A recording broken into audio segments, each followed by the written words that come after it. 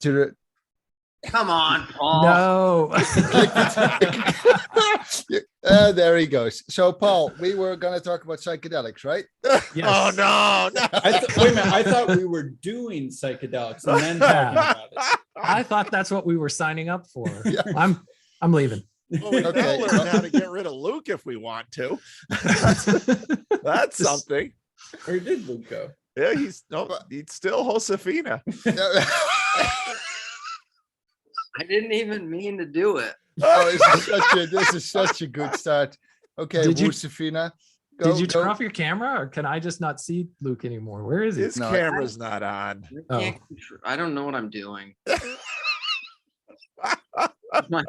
my first time doing a Zoom chat. Okay, so Luke, there's three dots. If you hover over your own screen, there's three dots to the top right. You can click that. Then there's a pop-up window. It has rename. You can change your name. Okay. More chat record. What? It doesn't when you record with Zoom, it doesn't even show up in the, on the video. So you'll be fine. It matters, Paul, so much. This is such a Josefina thing to do. I can't believe Oh my goodness. this is a good start. Cheers, everybody. It is a good start. Well, for those of you who are watching, I welcome you to the original Randos. And Andrea on my little live stream today complained that Sherry isn't here, and it would have been fun to have Sherry here, but we'll have her in sometime. But I asked these august fellows to join me for a conversation because we've been at this thing for a few years now. And I love, Job. I don't see enough of Job. He's busy now as the father of a beautiful little boy. Sam is doing really good work on his channel. And Jeff, of course, is the face behind the Randos United channel, even if his face isn't on it. And Luke is on Randos United fairly often. Are you the number one face on Randos United, Luke? I don't know. Probably. I bet that's true. I think it could be true. As the content curator, I would say yes. I think Luke has the record for most appearances. How do you feel about that, Luke? I don't know. I think it's probably inevitable. I assume I will be eclipsed at some point. I mean, I don't know, Jeff, tell me if I'm wrong. I mean, I thought it was our idea to start it, and I was just like, if anyone is gonna actually do it, you have to be in charge of it. Because if I'm in charge of it, nothing will happen. Yeah. And so we've just been doing it a long time. So I mean, I went back and looked. So I was trying to figure out who are the oldest girls that were in it after Andrea's comment, and I was trying to remember when Sherry was around. Sherry's OG. She's been around a long time. Sherry's very early. I don't know. I imagine though, Job, you are the first of this group that I had a conversation with. I think so, yeah. Yeah. Mhm. So Was Julian before Joe? No, I was looking this morning. It was Job. yeah. Before There are less others than were, I 5 was. rando conversations at all before Job. Yeah. First there were no videos, then there was Job, basically. Yeah. Well, there was Nate. So Nate, who hasn't been around that much, but he still watches because I still get comments from him. So, but that was the first time, I had done a conversation with him, and then it was like, well, what if we record it? And then it was like, what if I post it on the channel? What happens then? I mean, it's just all been experimentation. And so You talked to Roland. Roland, of course, was very early. Another Dutchman. What's with you Dutchman? Yeah, I don't know. Takes one to know one. That's right. We've got another one. There's another Dutchman in the world now. So then Luke leaves. I have to put things in the oven. Listen, I'm Okay. busy. Okay. So Sit in the window. These are his work hours. So I wanted to get us together, and I wanted to ask okay, we've been doing this for a few years. What are we doing? What are we doing? Because we're doing something, and it's happening, and it continues to grow. I was just watching Karen's conversation with Michael Martin, Sophiology. I was watching that today. And of course, there's these young guns out there like Grim Grizz and Chad the Alcoholic and Chris Pacow, who are, doing wild things. And anybody who isn't, Sam, your conversations with Vervaeke have been just amazing. I thought you two really pushed each other, and I thought those have been great. Sam puts out some really amazing stuff. So what are we doing? Does this matter? How does it matter? What is it for? Well, I think this little corner in particular to the what has coalesced around you, Paul, and the stuff that I'm most interested in and most involved in, and these guys here, the little Boxer group that I'm a part. This to me is a real community. It's not primarily about ideas. It's about people. And I think that's what's different for me. If it was primarily about ideas, I would be interested because I'm interested in ideas, but it would fizzle out. It wouldn't have longevity for me because I would move on to something else. What really has become, and it's interesting because I'm such a technological cynic in a lot of ways. But it's been interesting because it's almost weird to say, but some of my best friendships now are people that I've never met in real life, which is weird. But it's not, and we talk about ideas all the time, but I often say, like in the bigger Vox group, we talk about ideas quite a bit, but also like we talk about very practical life things. We talk about very personal things. We're usually we're messing around and trolling each other quite a bit.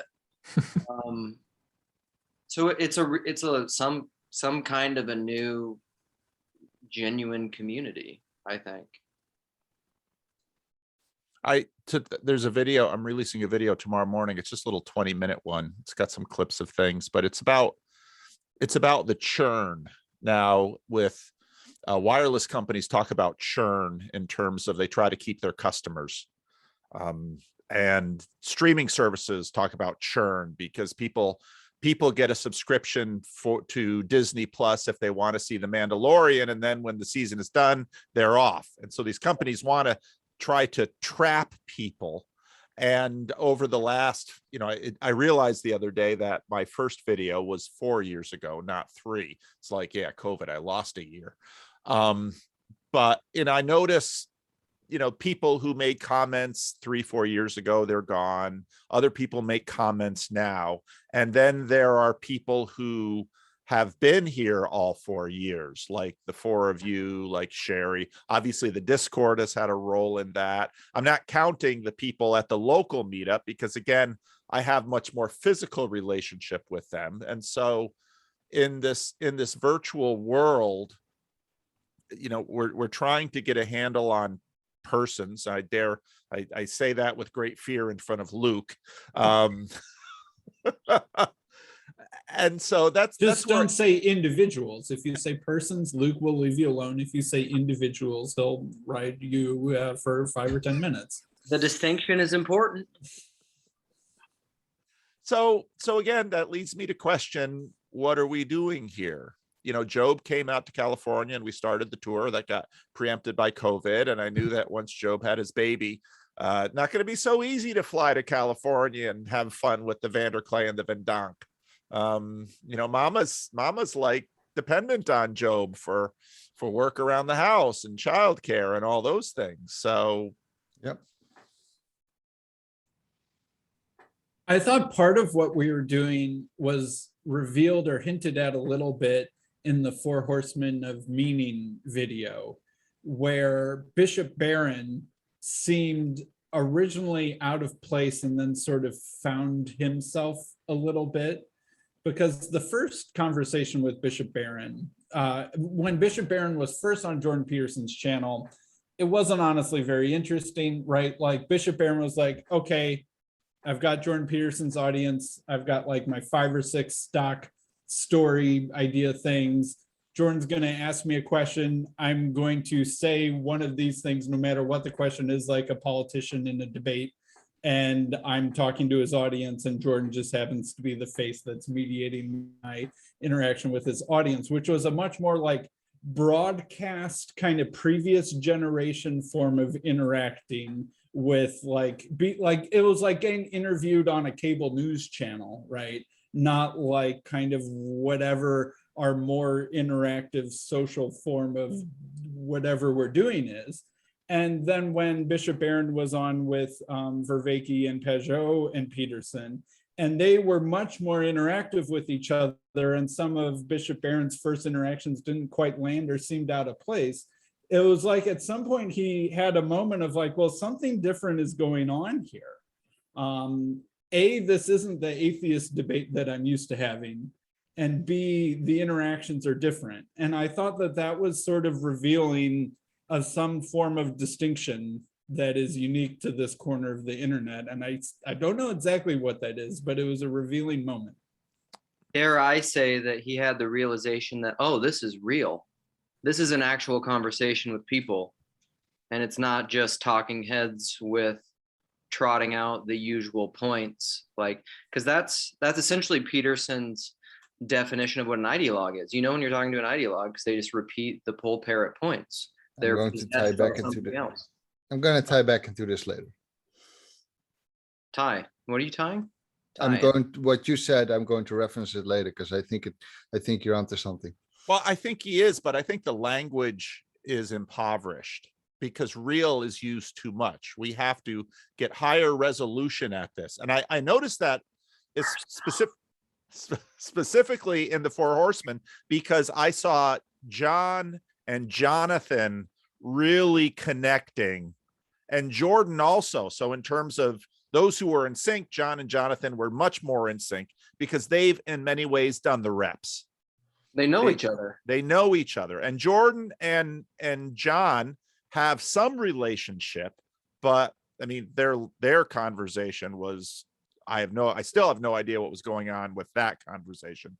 And so there was a hierarchy there. And John and Jonathan, they really got in sync quick and they could really do some work. Jordan was, part of it, but and Bishop Barron and Peugeot said this in his right at the beginning of his conversation with John Vervaeke that, Bishop Barron comes into there and is like, something's going on here. And real is fair, but I think we need more. I think we need better language. I want to dig down and say, okay, do we know what that thing is? Well, I have ideas. Do you, Job? Is this where you want to tie in?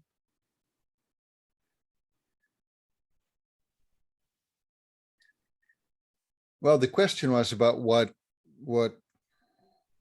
Barron saw, right? Or what he noticed, or what kind of caught him off guard. And Paul, you asked what we were all doing.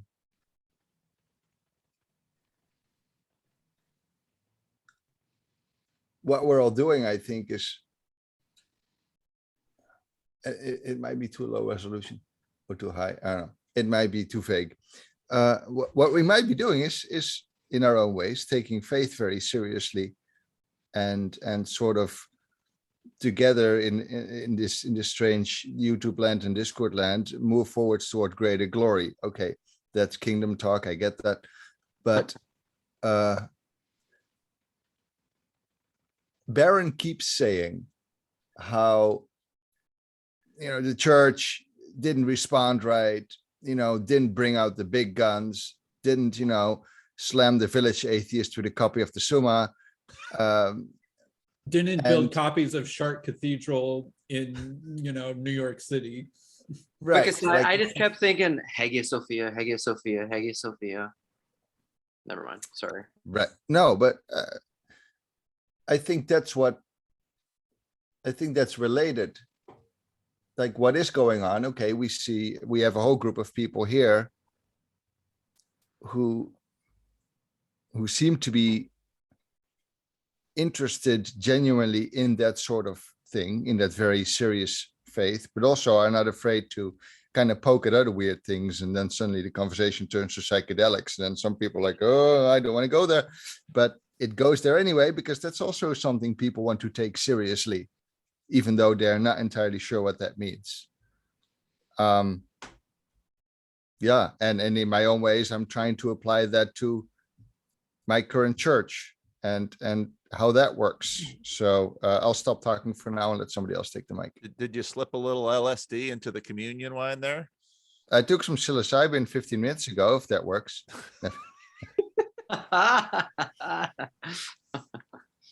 You can't tell. I mean, could be.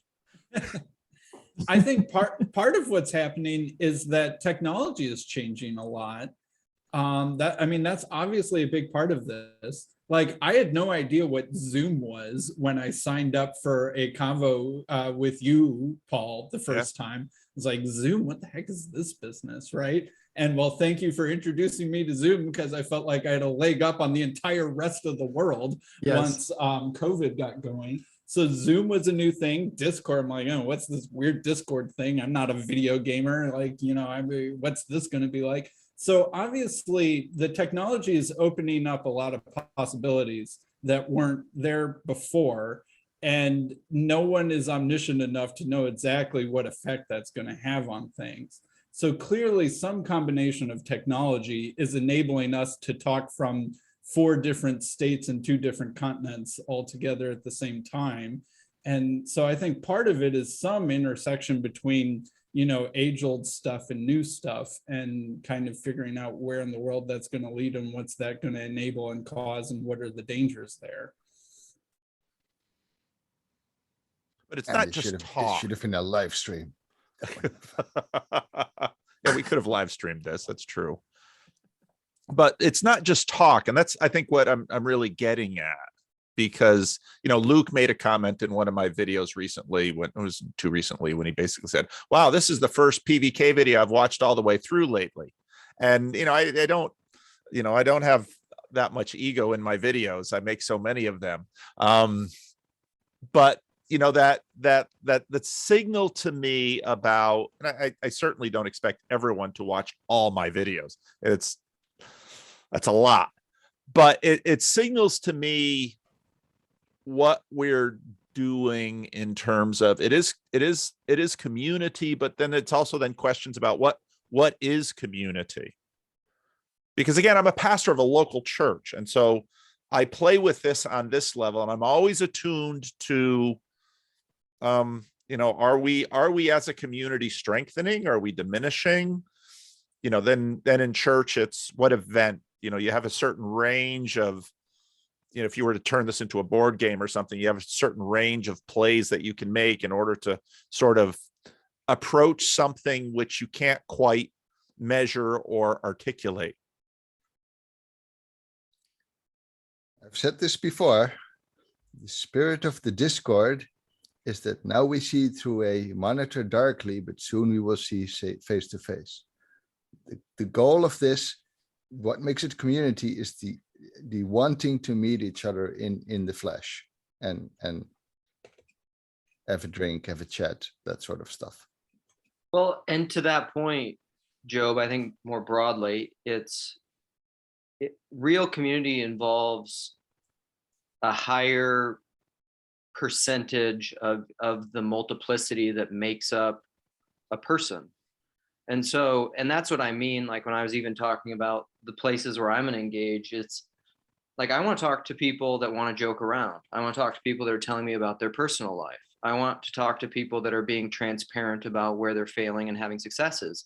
I want to know these people in the fullness of who they are as people. And real life is one of those, like in their body, in their flesh, like I want to touch them. That's part of that. And I think that's what's different than a community that's just centered around ideas. It's in a land that is theoretical and at best potential. It's not real. One of the videos, little short videos that I haven't made yet, I had a conversation with a rando that I really hope he gives me permission to release. Okay. And he was Do it. Listen up. He was struggling with the question of a personal relationship with God, that language, that evangelical language, and he's an engineer by trade, and so I know engineers, you know, they're focused on objects often more than, you know, relationality between physical objects, let's say. And part of the reason I love doing Randos conversations is that you all prompt me and spark me in ways I can't predict, because you're not fully random, but you're semi-random, and you've had enough of me that actually you're going to be sparking off of me in some ways that it isn't going to take me forever to get up to speed. So anyway, Peterson again and again says we don't see objects or even people, we see patterns. And you think about that. I'm seeing a world full of objects. No, and you know, even at a physical level, technically he's correct. We're seeing patterns. There's more space. Here's the famous cell phone. Hey, I haven't seen that. There he is. Yeah, give him a little name. Yeah, it had been replaced by the Sharpie. I was getting worried. Here's the Sharpie. But you know, there's more space in here than there is matter or particles, let's say. And so then I was talking to him about the fact that, well, how can I have a relationship with God when I can't see God? Well, if you see patterns, people who are very relational and are always having a relationship with God, they're seeing patterns. That's what they're really seeing. And in this virtual space, what we're seeing of each other is patterns. And I think you're dead right, Job. And now we see through a monitor darkly, but we want to see face to face.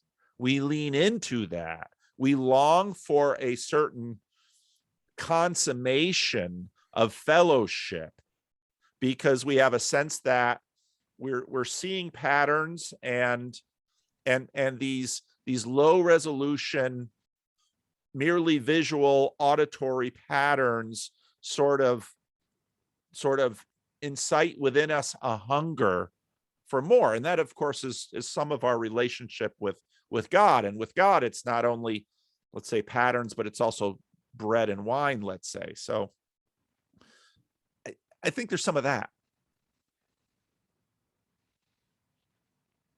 I mean, Jeff is a pattern. Jeff, you haven't said anything. Yeah, no, I know. Like, I'm not talking till Jeff talks. Yeah.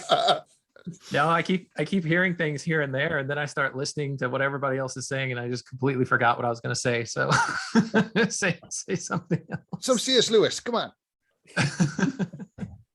Well, actually, something that you reminded me of, well, with the question of, what are we doing? I feel like a part of what we're doing, maybe somebody has already said this before, but I thought the Cambridge Union talk that Peterson gave, where he focused in, I think they asked him the question, kind of like, what has changed about you, or what thing are you learning, or something like that. And he talked about like he's trying to learn not to win. And I feel like what we're doing here in a way is sometimes very poorly modeling how not to win. we're modeling it, but we're also like learning how to do it. If that makes sense. Paul, you sent us a few questions, and I know this is one of them, but one of the other ones that I was trying to think about is, how have I changed? And I feel like that is one of the ways that I can sense that I am changing. Is it's not necessarily that I was always trying to win in any types of conversations, but I felt like if I wasn't trying to win, I needed to try to win. And I felt bad that I was not trying to win a conversation by proving points. Or, oh, you should have said that. You should have contradicted that person. You should have shown them, why they're in error. And I believe that there's a time and a place for that. But no longer am I feeling as much pressure of, oh, well, I really have to say, what I think here. And this happens to me more in like very personal conversations, particularly with family members of, I do actually do a lot of that, of feeling like, oh, I need to correct this person, especially when it's something that I'm very passionate about. No, I need to let them know what is right, as opposed to the junk that they're saying. And I do find myself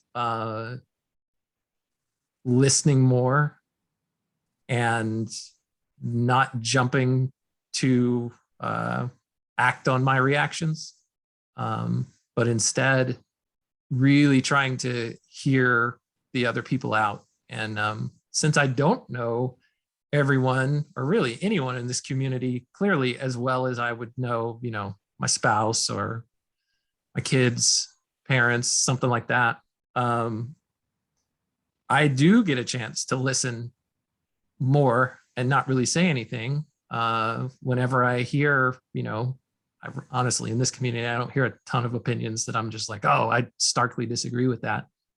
But I guess a good example is Sam. When Sam first came into this community, Luke and I and Job had already been in contact with each other. And I don't think that I've ever told, this story before. And I'm not sure that it really even connects to the point that I was making before. But I recall early on, I think me and Luke voxed about Sam after his first appearance on your channel, Paul. And I asked a question to Luke because, I was raised fundamentalist evangelical. And, the idea of somebody not, quote unquote, believing in the Trinity, well, they're not a Christian, And I didn't ask that question of Luke. But what I did ask in the question to Luke, and Luke, I don't know if you remember this or not, but I sent Luke a message and I was like, yeah, the guy who was on there today talking about Sam, I said, I found it kind of interesting that Sam would think, oh, well, this, I can't remember, Sam, in your story, if it was like a youth leader who had become, who had announced that he was in an openly, same-sex relationship. And I don't know, I just got the impression from your story when you were telling it to Paul the first time, that part of your story, that, there was a part of me that reacted to that. And I was like, well, that's no different than what you're doing, Sam. That from a traditional fundamentalist category is just like, oh, well, that's breaching, I guess some doctrines or something like that. And, why would I ask Luke this question? I don't really see what the difference is there, between not being a Trinitarian and also being like affirming on the same sex relationship side. To me, those seem like they're in the same category from a fundamentalist evangelical background perspective. And so anyway, I'm not gonna say the answer that Luke gave that Luke gave me, and I don't know if he remembers or not, but I don't. I was kind of curious. Save it. I know you're curious. I don't know. This is kind of hot water, I guess, to be delving into. Maybe I'm overplaying it. But essentially, Luke, you said, well, I think one is rooted specifically, and this is very Luke, or actually this is very Josephina, I think, looking back on it. One of those two things is rooted specifically in behavior, and another is rooted in belief. And so Luke said, that's how I see that as kind of two different things. One is embodied, one is thinking. Right. One is embodied and one is, what you think. There can be a lot of discussions around both of these topics on that way of looking at them even. But the reason that I think that I'm bringing all of that up is I don't feel like I think the way that I thought when I asked that question anymore, where I was just like, well, isn't that just the same thing? Or isn't this person, on the outs and this person is in, and that kind of stuff? And I don't think that I really ever always thought that way, but I feel myself having those inclinations creep up in me, happen less and less. And I also think that, in that Cambridge Union discussion, Peterson said, I don't really necessarily feel like I've completely done a 180 on anything, but I've just I've deepened on some of the things that I think. And I think what he meant by that in Petersonian terms is he's gotten a higher resolution on some things as well. he's started to see more than he could see before. That's my interpretation of some of what he was saying. And I kind of feel like, since I've been involved and watching your videos, Paul, and meeting people who watch your videos and watching their videos and having conversations with them, that I haven't necessarily done 180s on anything, that was there as like a axiom, I guess, or foundational at my core. But I feel like that foundation has started to broaden or expand, if any of that makes sense. You're just making me scared about millstones in the bottom of the sea. Well, I'm still breathing. Well, and it was very interesting, when we first started, because of course Job was very early on, and it was absolutely cool for me to talk to a guy who was a crumbling atheist. But I remember when Sam came on the channel, it was like, oh, and there were a number of people in the group that it's absolutely okay to someone who doesn't believe in a God, but someone who is deficient on the Trinity, then the knives came out. And I remember some of those moments and some of those emails and some of those comments. And so Luke, or Jeff, your point here is I think really quite profound and instructive about what we're doing to ourselves in this black mirror. I almost feel like part of the reason why I'm here is a little bit sort of like the apostles at the end of John 6, like, where else would we go? Right. I've thought that too. Right. And I think that, there is a bucket of misfit toys aspect to the community that's grown around you, Paul. You know that better than anyone. That is a little bit because there was no other place to fit in. And a lot of us, I feel like, have some sort of inherent urge to contribute to something, to be part of something, to feel like they belong and are bringing something to the table. And for whatever reason, there's a lot of closed doors elsewhere out there in the real world, whether at churches or ministries or, traditional Bible studies or what have you, that weren't closed here.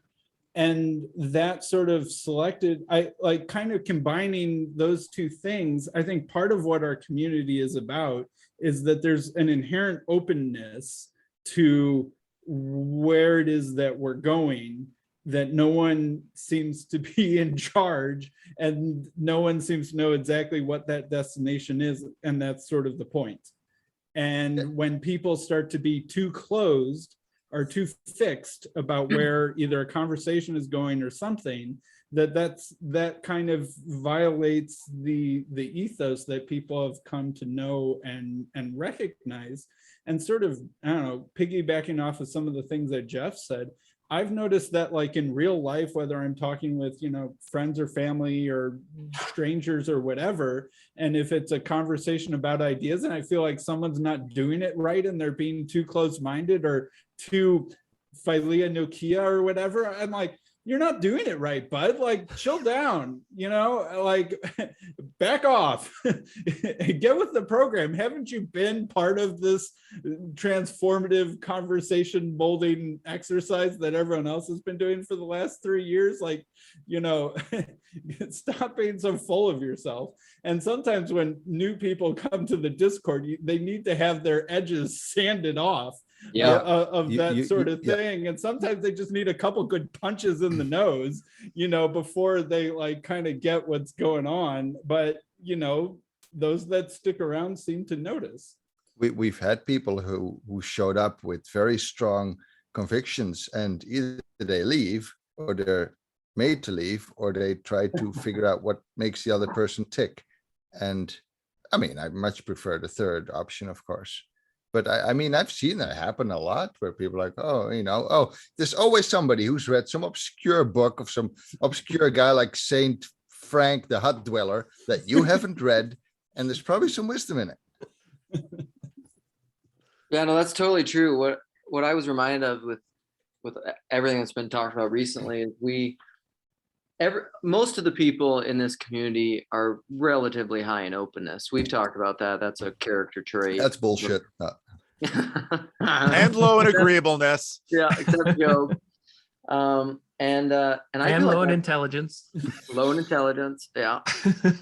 And I feel like I've gotten even more open. And some examples of that it's such a diverse and yet rich. I mean, it's the Estuary thing. It's a diverse and rich community in that, like, I think some of the recently in the box, there was this big, every once in a while, there was these flare up debates. Like Nate and I had a big debate on whether or not God the Father is beyond being once. That was like a 2-day debate and going back and forth. And then recently we were talking about reincarnation, because that's come up somewhere in just like different things people are listening to and talking about. And it's and origin. Huh? Origin is bringing that up. Yeah, and pre-existence of souls, so it's connected to that. But then a lot of these other influences, and Nate was getting fired up because he was like, "You guys are completely Which Nate? Nate Heil." So Okay. he was saying like, "I'm not defending reincarnation. I don't even hold to that position. But the way you guys are you're straw manning it. Like this isn't what's going on with it." And even recently, like, who's Hero? What's his name? His real name? Hero. LFG. Gavin? Huh? Oh, Gavin. Yes, Yeah. Gavin. So I've been interacting with Gavin a little bit as well. And he made some comment the other day of like, I don't think Jesus was really perfect. So like when he's flipping over the tables, like, I think if you talk to him later, be like, that wasn't the best thing to do. And like immediately, that's like, Jesus not perfect, not okay. Walls like, up. Right. But I've gotten to a point where I was always incredibly open. Like even with Sam, I've never been the slightest turned off is the word that came to mind. But I'm glad that I turned you on, Luke. Repeatedly. Sam has always really turned me on. You don't turn me on, but you don't turn me off. Right. But he's never made me uncomfortable theologically at all. Like I've never cared one bit about, his affirmations of things. They're cooling down. My daughter's very excited about some burritos being warmed up. As well she should be. Right. yes. But so in this like reincarnation thing, this came up, and I was just thinking, I have some opinions and thoughts about reincarnation and maybe how that fits within a Christian narrative and how you can, combine them or whatever. But then I also just got to the point, this is how I related it, is because one of the things that started my deconstruction, which was never actually an existential deconstruction, it was more of just like a logical deconstruction. I never had an existential crisis of faith in my deconstruction. It was more just like, because it started with the doctrine of hell.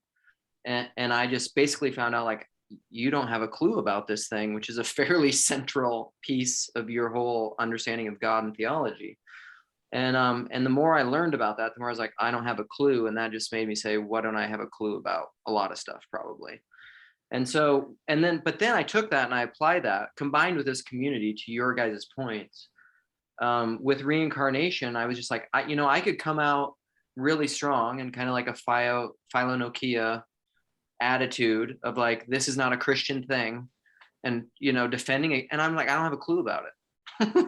Like I have no clue really about reincarnation to speak with any degree of wisdom or certainty. The way that I describe it is like the Dunning-Kruger thing, right?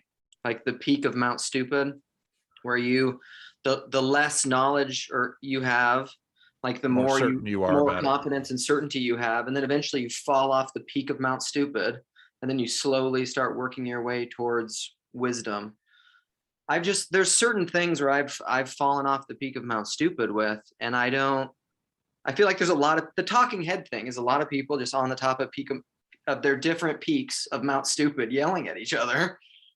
And I've just seen like that. I don't like that game. That reminds me, Luke, of something else that you've said before that really has resonated with me. And that is, I think it was in your, I asked you for a link to this last week, but it was in your first appearance on Preston's podcast. Oh, yeah. And in that conversation, I believe it was in that conversation, you said, you were talking about like Catholicism and, you know, growing up in more evangelical circles. You know, you were just told certain things about Catholicism, or maybe I'm completely mistaking your conversation, but I swear that you have said this, Luke, and that is, you know, I've come to learn that I would rather learn about Catholicism from someone who takes it seriously, rather than just hearing about Catholicism from somebody who's not even in it, doesn't even practice it, but just tells me everything that's wrong with it. Right. You know, that's something that resonated with me, obviously on Catholicism, but also just on anything. I'd rather hear from a Unitarian who has been a Unitarian his whole life and tells me what it is and what he thinks, and he knows so much about it, because, you know, it's very serious to him. There's a lot on the line, and so, you know, he gets attacked a lot and gets thrown under the bus a lot, because people assume they already know what it is that he thinks and what he believes, and they know that that's bad. And so, you know, I don't need to know anything more about it. I know what I need to know. So yeah, I would rather learn about reincarnation from somebody who takes it seriously and has the quote unquote steelman position. That's how I'd rather learn about all of these things that I just know a very little about, just because I've heard of them. And I've heard some of these things just talked about disparagingly because they're so dangerous, you know, quote unquote dangerous. You need to watch out for these things. You need to stay away from them. And, you know, I think that's just like there's a broader context, you know, there's a balance, I guess, or there's a spectrum, maybe, I don't know. I don't know the right word, but Paul, you know, you've talked about how, yeah, that wild moose that you meet, at the national, at the national forest, or that wild elk or something like that. If you just walk up to it and start playing with it, it's dangerous. You could get hurt really bad. So there are lines that you need to be careful about crossing, and things that you need to be careful about doing. But at the same time, you know, that doesn't mean that everything that is unfamiliar gets thrown into this box of things that, well, I just don't need to hear anything more about that. I need to be defensive about it. I've been told that it's a bad thing, or I don't know, maybe sometimes I've experienced the bad and I associate it with that thing. Maybe there's a way to reintegrate or see another side of that thing where I only saw the negative or the harmful aspect of it. So I don't know, that just reminded me, Luke, of that thing that you had said, which was, I'm not interested in learning about these things from, you know, people who have a cursory understanding of them. I'd rather learn about them from people who are in it and people who do it. Well, two things to tackle that real quick. Sorry, Joe. No, that's right. Is just, it's kind of the Peugeot point of, if you're uninitiated, if you haven't been in it, if you haven't been practicing and ritualistically embodying certain things, you don't understand it. You can't understand certain things from the outside. You just can't. And so I think in that sense, it makes you have to remove judgment somewhat. And that doesn't mean then that because the world's a big place and you are embodied, so you can't practice everything. But then the other piece that I'd bring in is the personal piece, which I remembered. It's back to the Matthew McConaughey talk with Peterson. And Matthew McConaughey said this, and it's stuck with me ever since. But he said, it's when he was writing his book, he said he kept trying to make it more generally appealing, but then he just decided that was just a dumb route, and he just made it very personal. And he said the weird thing happened is that the more personal he made it, the more universal it became. That's a lot of my theology right there. You sure, Luke, that he didn't say the more individual he made it? I'm pretty sure The he more did. universal it became? I'm pretty sure the more personal he said, yeah. All right, Job. Yeah, now I can't remember it. What time is it for you, Job? Thank you for staying up late. It's quarter to midnight. Okay, it's not too bad. Nah, it's okay. I got to like 2 a.m., so we're good. Yeah, I have no idea what I was on about. Sorry, Job. No, it's fine. Sam, we talked about you, so you should respond. I don't know why I get stuck in people's heads the way I do, but Because why? it's so pretty. No, That must be it. this sort of stuff is the death of the church. That's yeah. Sorry. Well, I can tell you why you get stuck in my head. And a lot of it is, I mean, all of it is related to this personal stuff, but I mean, I would consider us friends for sure, even though we've never met. And you're working my way into my group of friends. Yeah. Okay, thank you. But I know a lot of facets about you. I know a lot of things about you. I've seen the way that you interact. And so this is the thing. For all of the details that I know about you, in an abstract conceptual thinking, credo versus religio way, I know Sam is a Unitarian, but you and I have had enough conversations about the Trinity that I'm just like, what you mean by Unitarian is probably a lot closer to what I mean by Trinitarian than a lot of self-professing Trinitarians. So I don't care about that. Like, that doesn't bother me in the slightest. And so in all the ways that I see you interact with people, and I watch your channel, and in all your interactions with me, and in all the personal things that I know of the experiences of your life, I see a very genuine person. And whatever that is, like you can extract a credo or a label or a word to put on it, but like when you broadly just look at it, like what I know about you as a person, I can't critique in a way. Like I could put it into a logical theological category and be like, this good, this bad. Like it's easy. I'm a caveman. It's easy. Look, you respect Sam and you're willing to think that he came to his conclusions the same way you came to yours. Right. And the and really to me, like the disagreement I've said the same thing to Jacob. At the end of the day, to me, the disagreement is semantics. Like I don't, this came up in I found a clip, I posted on the Discord to Rupert Sheldrake's The Physics of Angels. And he was talking about how angels are like quantum waves essentially, and it's tied to morphic fields. And so, and he was talking about how your mind is almost more like the future of the wave, whereas the body is the past. And this makes a lot of sense with cognitive science and mapping and evolutionary theory and things. Like your body is what is, your mind is what is, will be.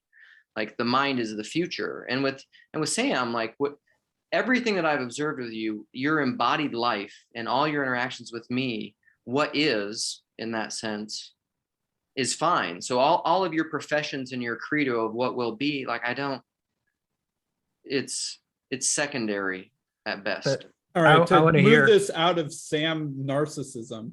No, I want to hear Sam, because it sounded like you were saying, I don't know why I get into people's heads, but in a negative way, right? Was that the question that you were asking? Because it seems like it seems to me like as soon as people hear what you are, like you are an avatar for something that already exists in their head. You are not in their head, but you are triggering that thing that's already in their head. Sam represents our potential wrongness. Yes. So anyway, I just wanted to say that, and Sam hasn't gotten to talk, so I'm going to stop. What if Sam's right? What if I am? But yeah. I think that part of the reason why, I guess part of what my example says about whatever is going on in the bigger picture is that like the estuary bridges of meaning, the people that are around Paul Vanderklay, there's no solid definition of what it is. There are no clear lines. There's no propositional clear lines. It's not like we all, a lot of people maybe listen to your videos, but not necessarily everyone all the time. Maybe a lot of people tune in on your Friday question and answers, but not everyone all the time. There's no, of any of the 4 Ps, there's no clear boundaries in any of them that demarcate the community. And that's why I think, that's why estuary is somewhat of a good analogy, because there's no clear boundary between the fresh water and the salt water in an estuary. It's more of a gradient. And so there's a gradient of belonging, but there's still sort of a root or a source or at the top that kind of marks, you know, something like the center of the group. You know, the river is more the center than the ocean is, right? Or something like, something like that. And I think that because I'm such a weird landmine, right, for a lot of, you know, old Christian code that seems to in some way point to its failure, right, that the group boundary doesn't seem to be working, right? Like, you know, I'm like some weird false negative in the, you know, I'm like an autoimmune, I'm like a symptom of an autoimmune disease, right? Like, you know, the immune system is supposed to attack what's on the outside and protect what's on the inside. But it's like, am I on the inside or on the outside, and why should I be or why shouldn't I be? And I'm trying to talk about myself in like a what I represent to the community, not just the individual Samness. But I think that that's part of what's going on, is that I'm this weird thing that's showing the breakdown of the old thing that also points to what it needs to be going forward, or something like that. To be honest, Sam, I mean, I don't really see you as somebody who happens to have the theological, to me, just Sam, that's fine. I mean, I can point to somebody else, like, you know, like Colton. Hi, Colton. I don't know if you listen to these things, but could be. Like, I find myself really into Catholicism, and I really like that, and I read a lot about it. But then like Colton is really into his Calvinism, and like, oh, well, maybe I'm wrong about my Catholicism, and maybe the Reformation wasn't such a bad idea. But half joking. But honestly, then I'm thinking, okay, well, he probably read a lot of books about it, and probably watched way more R.C. Sproul than I have. So you know, me. Sorry. Not me. Well, yeah, you don't have to, but it's. I think we keep circling around the same point. It's that okay, you know, in this community, we all have a willingness to be wrong, because we know if we have a willingness to be wrong, something good will eventually come out of it. And the reverse is almost never true. And I think we could just keep repeating that thing over and over. And it's what Peterson says. Because, you know, it's like a negative theology of well, I know what I'm, you know, I have some things I might be right about. There's a whole bunch of things that I could be wrong about, and there's a lot more of those than of the others. So, oh God, I sound like Peterson. That's bad. That's kind of all I had to say. I mean, I keep wanting to talk about my church because it's all I can think of the last couple of weeks. Do it. But Why? it's the same. Like, What's my going church, on at your church? My church is terrified of dying. There's this narrative that it will be gone in 30 years. I've been talking a lot It's about got this. 30? Time to burn, my friend. It's like it's such a weird idea. Like 30 years, you know what can happen in 30 years? You know what COVID has done to our world in like 3? So that aside, there's a strange idea that, well, just look at the statistics, look at the numbers. So I've been talking to people, you know, one of them being Rod, Pastor Rod, for instance. Tucson. And yeah, and you know, he advised me, like, you know, you need to say what you have to say. Like, okay, maybe I'll write a letter, because, you know, we've been working with these in these efforts to retain the youth. There are efforts to, you know, if we do this, maybe the youth will say, you know, maybe if you play more of these, you know, diabetes inducing songs about Jesus, you know, these diabetes songs. It's shirtless volleyball. Shirtless volleyball. Yeah, we'll you know, we'll co-ed. That'll really bring it. That'll really bring in the youth. Yes. But have YouTube songs in the liturgy, and you know, who knows? Maybe it'll work, but I doubt it.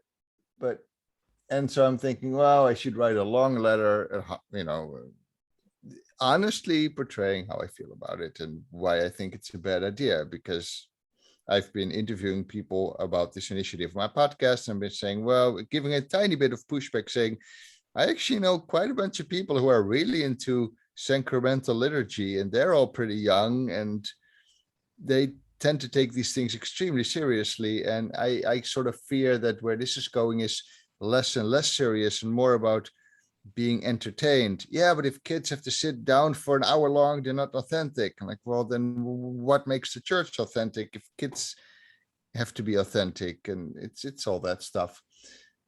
Anyway, the point I'm trying to get to is, while I'm trying to think of this letter that I may or may not write, I'm trying to continually figure out how I might be wrong. This church has been around for a lot longer than I have. Generations of people have grown up in this church and have baptized their kids in this church. And I'm just, coming in with my ideas. Doesn't mean I'm full of shit. It's likely, but then I'm trying to figure out how do I. It's very easy to always think you're wrong, but that also makes it completely. How do I phrase this? You know what I'm getting at, right?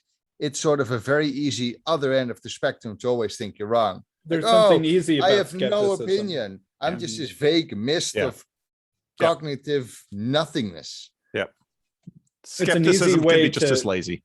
Yeah, it's an easy way to abandon responsibility too. Yeah. Well, I mean, and it's the same with be disagreeing theologically with somebody. I can say, well, you do you, I do I, and it's expressive individualism on a theological level. We all pray to the same God. Like, nobody gets anywhere because you're still not engaging with each other. So, yeah, I'll cut off my sermon. You were going to say something, Paul. Well, I love that you brought in the church, because obviously for me, 30 years, gosh, I have 30 weeks. Well, I'll be happy. But we've built something here. And how does what we've built relate to the church or say about the church?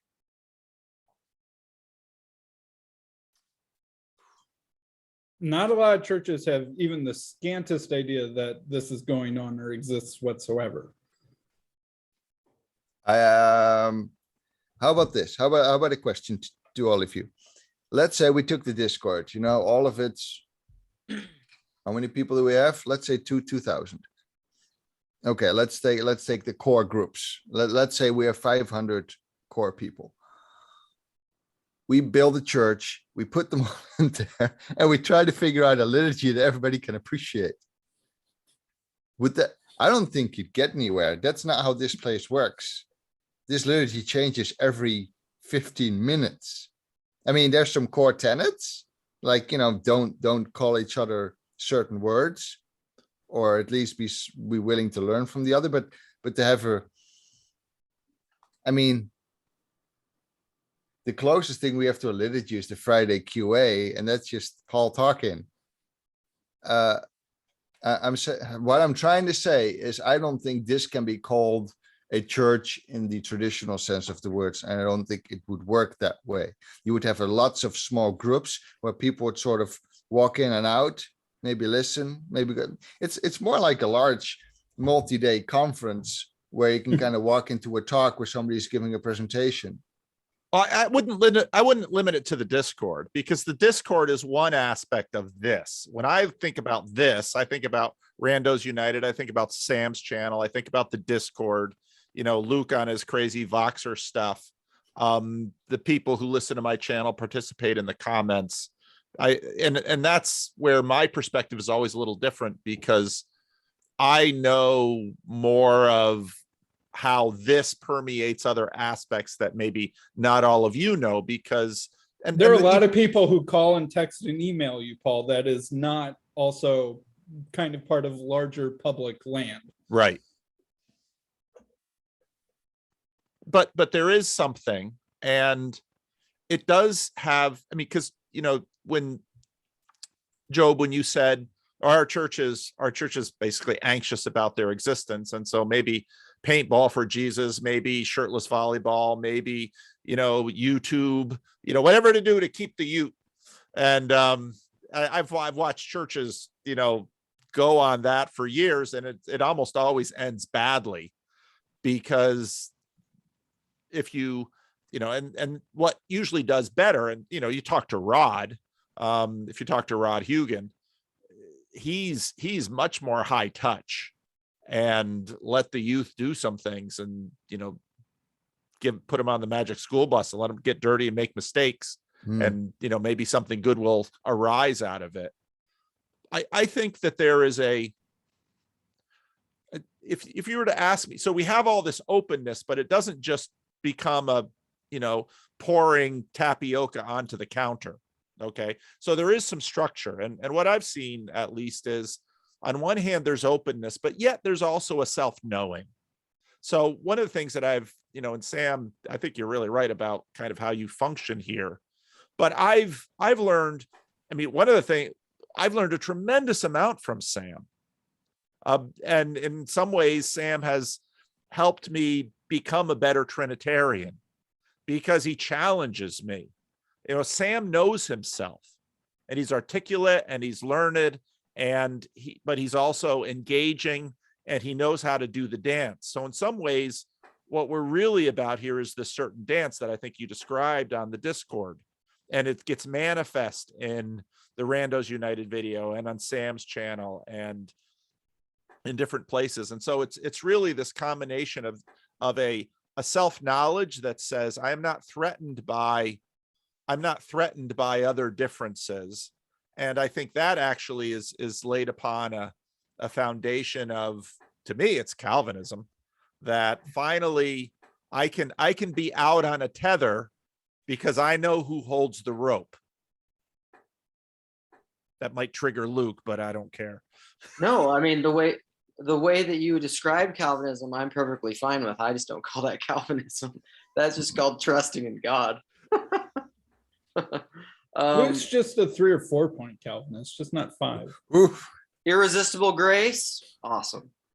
What the most amazing thing about Luke is, maybe they'll make a clip out of this, is that for a guy who's constantly saying, it's just all talk about ideas. All the dude loves to do is talk about ideas. It's deeper than ideas, Paul. Listen, It's persons. listen, Paul, if you join the Voxer group, like I try to convert you to, I talk about lots of things on there. I accidentally you had turned on my sound notifications on my phone. Like, what the hell is making all these dings all the time? And my wife was like, what's dinging? I'm like, I don't know. Must be some app I'm unaware of. It's constantly going off. Awful. You can't keep up. Like, I'm a glutton for content. Like, you can't keep up. It's ridiculous. It's like 12 versions of me pumping out all their thoughts simultaneously. It's unbelievable. Luke is Voxer is to Luke as YouTube is to Paul. Yeah.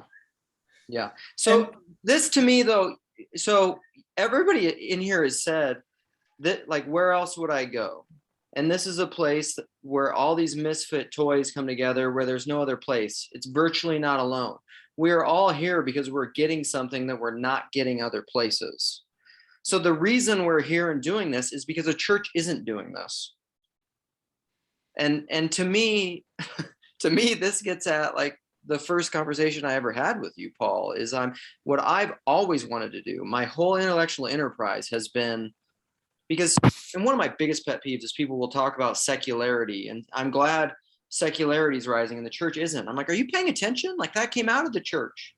Like, you're not digging deep enough. Like, this secularity that you're critiquing came out of the church. And so the reason people aren't going to church, I would say, largely is because, and the reason we are all here is this is a space, this is a feminine space that allows us to say what we really think. Sorry, Jeff, go ahead. Well, I want to have a question for Paul on that. You said, this is a place where we can't get it at church. And so my question for you, Paul, and really for everybody is, why can't the church do this? And should the church do this? I have ideas. Oh, Job. No, I want to hear Paul's answer first. Go, Paul. Paul's the church expert. Well, this is exactly why Estuary. The church has to embody something. And Estuary can leave it in solution longer. So if the church is a solid, estuary is a gelatin. But I want to push on that. The church has to embody something, but I think you're talking about credo. The embodiment is in the religio, which is what we're doing here. If my church said, hey, Sam, we love your church father series. Could you once a month do a Sunday school on the church fathers? But you have to give up YouTube. Done. Easy. Channel gone. I would do it at my church once a month, whatever, every other week. And I would put even more time into it probably. But instead I get to have lunch with my elders every once in a while where they start to wonder if I'm a false teacher, because does having a YouTube channel count as teaching, and is what I teach false, right? Like, true story. And so this is like, I would way rather, in many ways, that the death of relationships that are unfortunately geographically strewn across the whole globe, if they were localized geographically with people. I mean, obviously, one cool part about our community is we attract really exceptionally interesting people that are rare and hard to come by, and you couldn't count on your own local 5,000-10,000 person town or suburb or what have you, or neighborhood, having a whole bunch of these sorts of people. But I would prefer if it were my geographical local church and I got to see them in all of the regular, events that go on there, and I were able to contribute. But like I said, part of the reason why I'm here, why I'm doing what I'm doing, is I want to do something. And this is the only thing I get to do because there aren't barriers.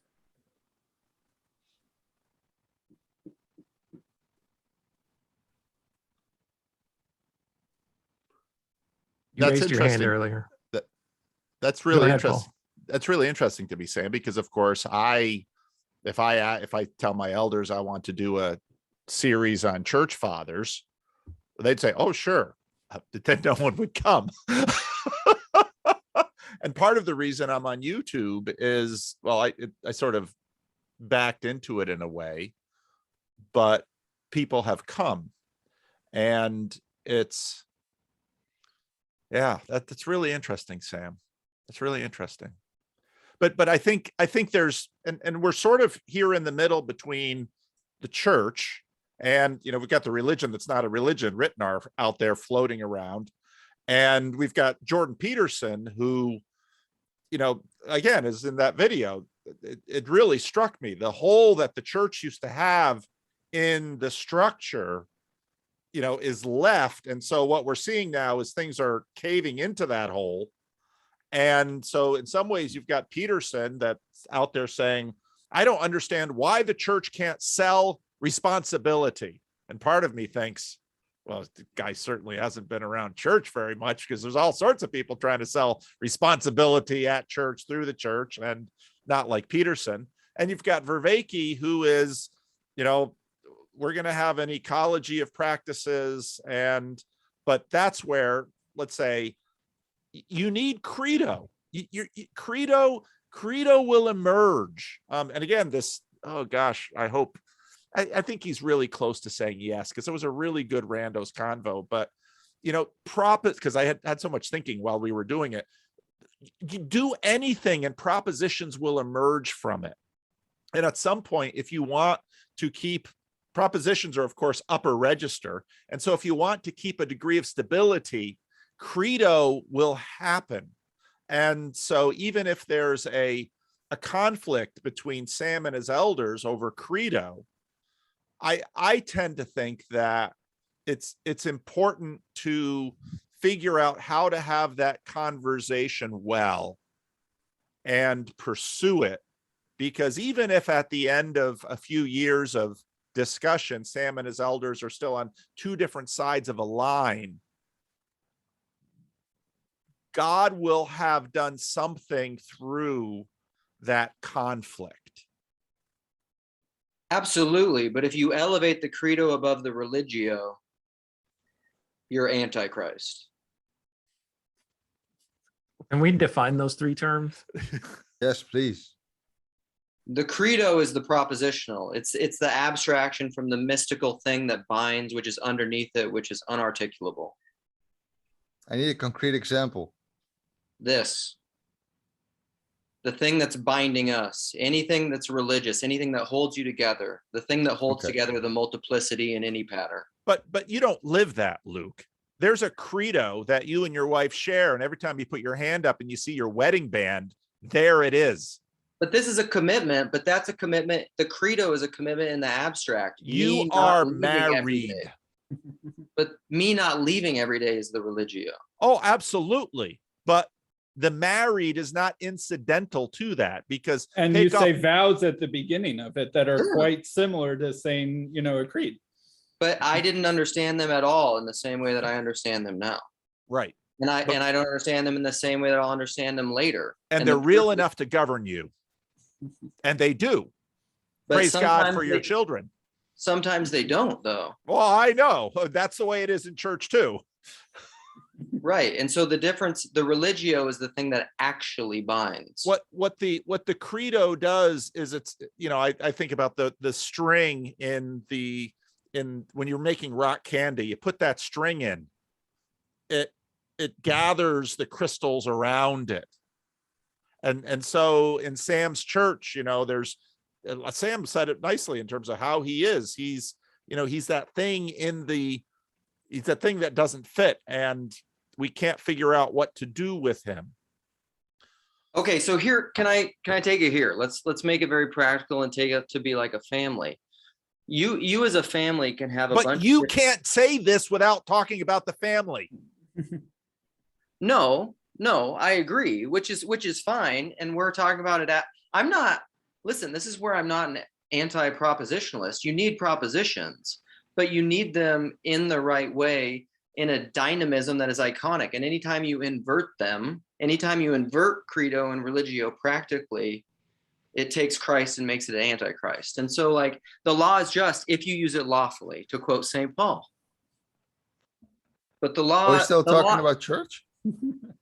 Yes, because here's the thing, like in a family, you can have an idea about the way that things should work. You can have your credo. But then if you hold to that in an unrelenting way relationally that causes division, your credo has become anti-religio, and it is no longer serving what it's supposed to serve. That, I would argue, as the rule, is what the church has done over the last 500 years. What is the job of the church? The job of the church is religio. Credo will be there, but credo should not supplant religio. And I'd say, you know, so here, poor Sam, he's always the example. I can use another example of someone, let's say in a Christian Reformed church, who doesn't believe in infant baptism, yet they participate in the local church. I mean, you can run this with same-sex marriage. You have a gay couple. And this is where I'm a hard example, because you can't point to a behavior that I will or won't do. That's you know, that's really an interesting. Because then the question is, to what degree does Trinitarian theology express itself in the concrete religio of the church? Gosh, this is what happens on the Discord. You know, we're gonna have this nice conversation and anybody can participate. Before you know it, we're having a murky theological debate. And that's the big difference with the Discord and the church, in my view. The church isn't there to teach you all these different ideas and concepts and weird philosophical people you've never heard of on the continent. It's supposed to show you it's supposed to facilitate you meeting God and to show you Christ, as far as I can tell. Edge cases notwithstanding. So the university is supposed to do the teaching? Because I'm not saying what is supposed to do the teaching. I'm saying that what we have is difficult to equate to a church, because so much of it is about exposure to ideas. That's fine for your small groups, but yeah, it doesn't scale. Well, of course it doesn't. That's what makes this place so weird, and that's why this place only scales because it's online. I don't think it scales if we all come together. That was my point I tried to make earlier. This works in small groups. One question I also still have about our community is how limited is it by sort of Dunbar numberness, right? You know, like Job, you were saying, yeah, in some sense, the community is probably a couple thousand, right? Like popular Paul videos will go up above 4,000 or 5,000 on a regular basis. Less popular ones sort of bottom out in the low 1,000s, right? So that, you know, the regular audience is there unless the algorithm really sends one of your videos to a bunch of unusual people. And then there's sort of, you know, Discord, which is slightly smaller. And then there's the people who regularly contribute. And then there's the people who hyper contribute, right? And there's sort of one of the reasons why this community works is like, if I go in the Discord, if I'm in the comment section on a video, or if we were to have some sort of in-person retreat, there's a very good high chance that if I'm committed enough to the community, I will know a couple people there, and there will be people that I also don't know, right? And that's similar to going to a medium-sized church on Sunday, right? Like there will be some people I know, I'll have some conversations in the parking lot before or after, you know, whatever, right? There's sort of, and this is kind of a weird thing about our community. Are we a church? Are we not a church? And how does technology enable / constrain the scaling, and what are the constraints there?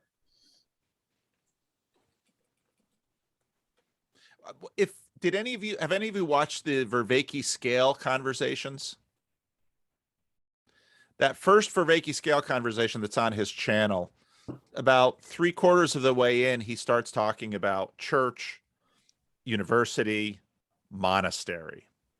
And of course, he's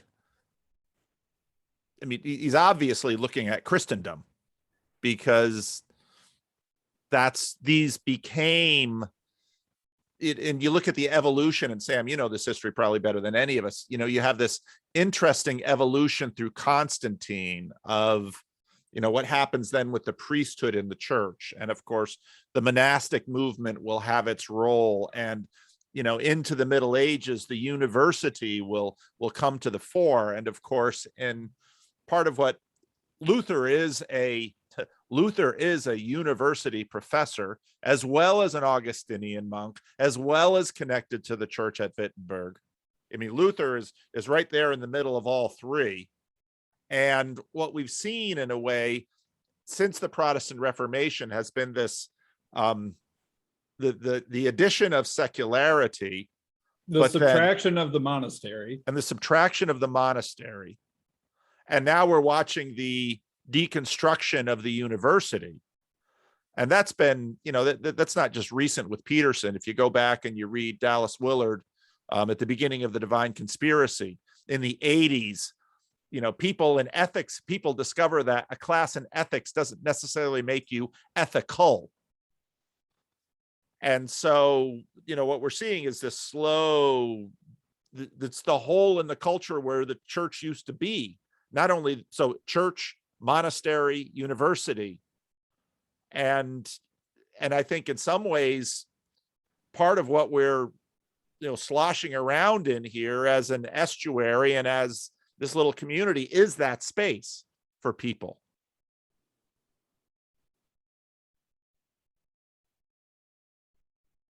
So it is a monastery, an estuary, and a church and university is what you're saying.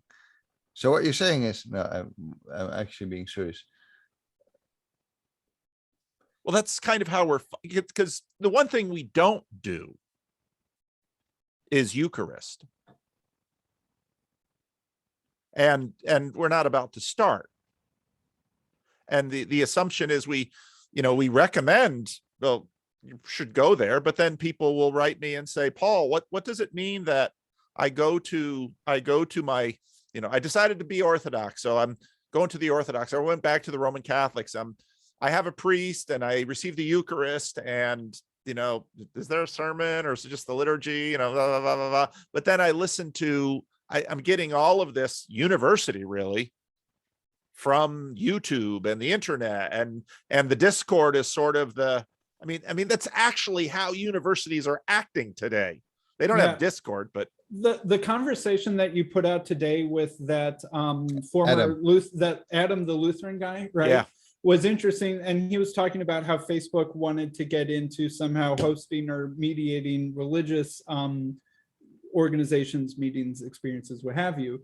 And like both of you were, kind of reacting with some justified horror at the idea. But I'm like, but wait a minute. So I am watching you on YouTube. You guys are communicating via Zoom, and all of this is internet mediated. And we're like, wait a minute. The idea that, internet/Facebook could mediate religious experiences. So it's like, well, to what extent is that what we're doing? And to what extent is that not what we're doing? Yeah, okay, Paul, you're not going to say, all right, everyone go fetch some bread and wine and or grape juice upstairs from your kitchen. All right, it's our Friday meeting. Okay, everyone come and bring your own, BYO elements. And, here we go, words of institution, etc. That is not happening. Would that be feasible? Could we actually pull that off?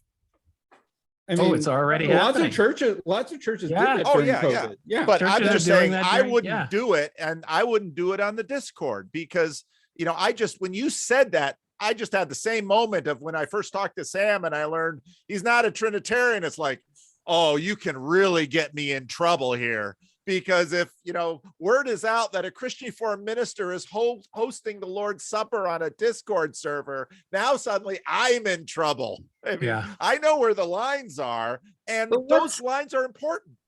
But what's so interesting? Okay, so Sam, who's more of a heretic? Sam the Unitarian or someone like me? I'm Trinitarian. Luke, you are more of a heretic than I am. Easy question. Easy question. Simple. Okay, well, And loving it too, Luke. You relish in your heresy. listen. So that gets, not to go down that bunny trail, but then what is a heretic? Because I affirm all the ecumenical councils, all the creeds. It's you have the religio of a heretic. Oh man! Oh no. But, You have cameras in my house? Luke seems to live a pretty clean life as far as I can tell. Yeah. Um, But you do have you do have a spirit of heresy about you though, Luke.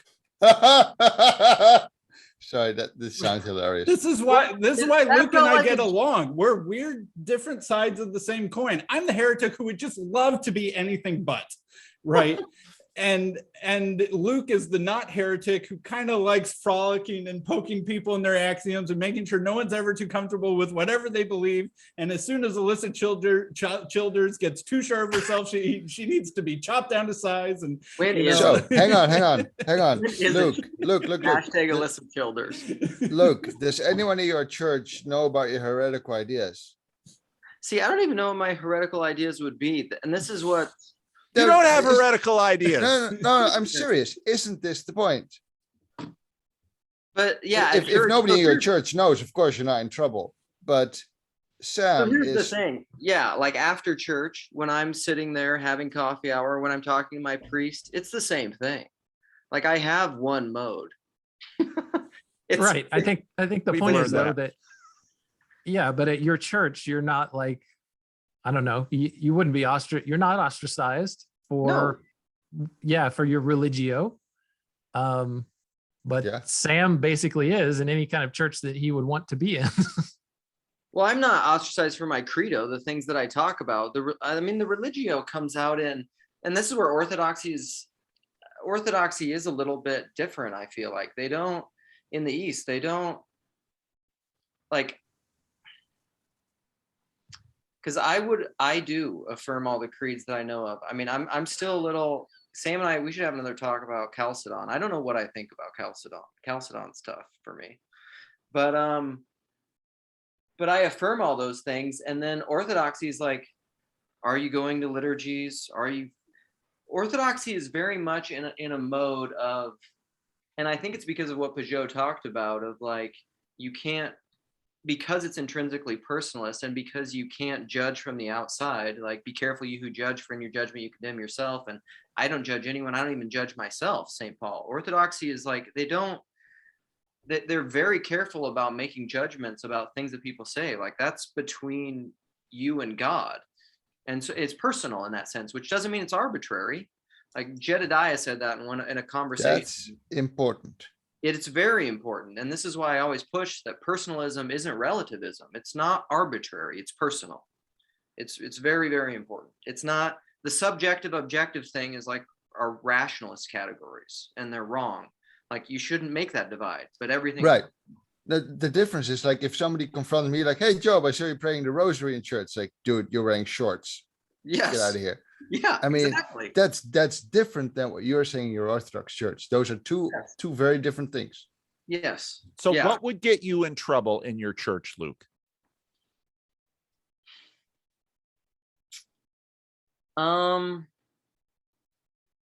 So I don't know, and I think that plays out. It probably plays out different from church to church and depending on the priest. But these are conversations that I've even had with. Geez, do I want to go down? So like, would you be in trouble if you took a second wife? And I don't mean with your first wife. Yeah. Would you be? Would they keep you from the table? Or so, a 20-year-old Luke who's cohabitating with a girlfriend who's not yet married. Some, doesn't need to be you, but like something like that would and it was super well known. Even the priest, it was common knowledge in the whole church. Right. Even the priest is the last to know. I get that. Yeah. Even the priest learns about it. Right.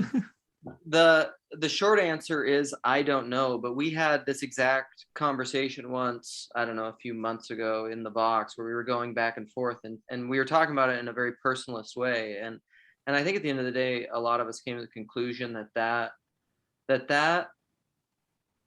decision of whether or not to withhold the Eucharist or something like that, because the problem is you can get into clericalism, right? Which is the whole critique and thing that led to the Reformation, like controlling that authority and power and manipulating from the priestly role.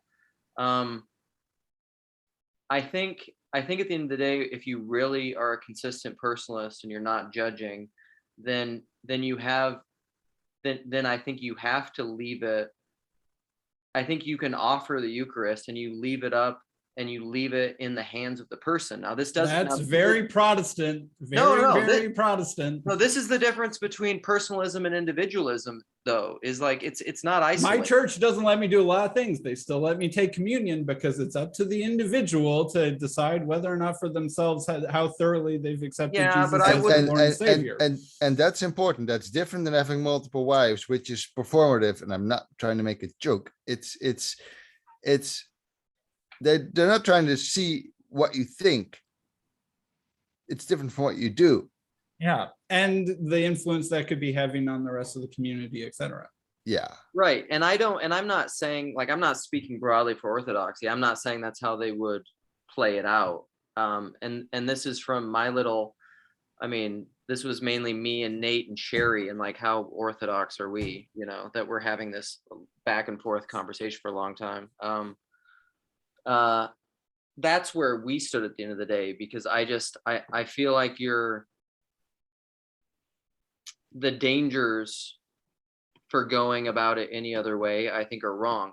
And I really would stress that it's not like an individualism. It's not just like you and your feelings and your arbitrary, like, well, I'm just out like just doing blow and get with hookers and like, and I feel fine about it. Pure priest, so like give me the Eucharist. Flip that. That's not quite the same thing, but I think like really, that scene in like one of the Godfathers where he's like, like all of Michael Corleone's enemies are getting killed. And at the same time, he's in the church for either a baptism, or that's right, a first communion or something, right? And it's like, do you didn't renounce Satan and all of his works? And he's like, I do, right? And meanwhile, the body count's racking up in the other scenes, right? Like that sort of thing. Like there can be, I guess, where am I going? Like Luke, I think that you will acknowledge that the proper place for discipline, the proper place for enforcing lines is in a personalist context, right? Like in an individualist or a not thoroughly enough personalist context, it's wrong to do that because you don't know the person well enough, it'll backfire, etc.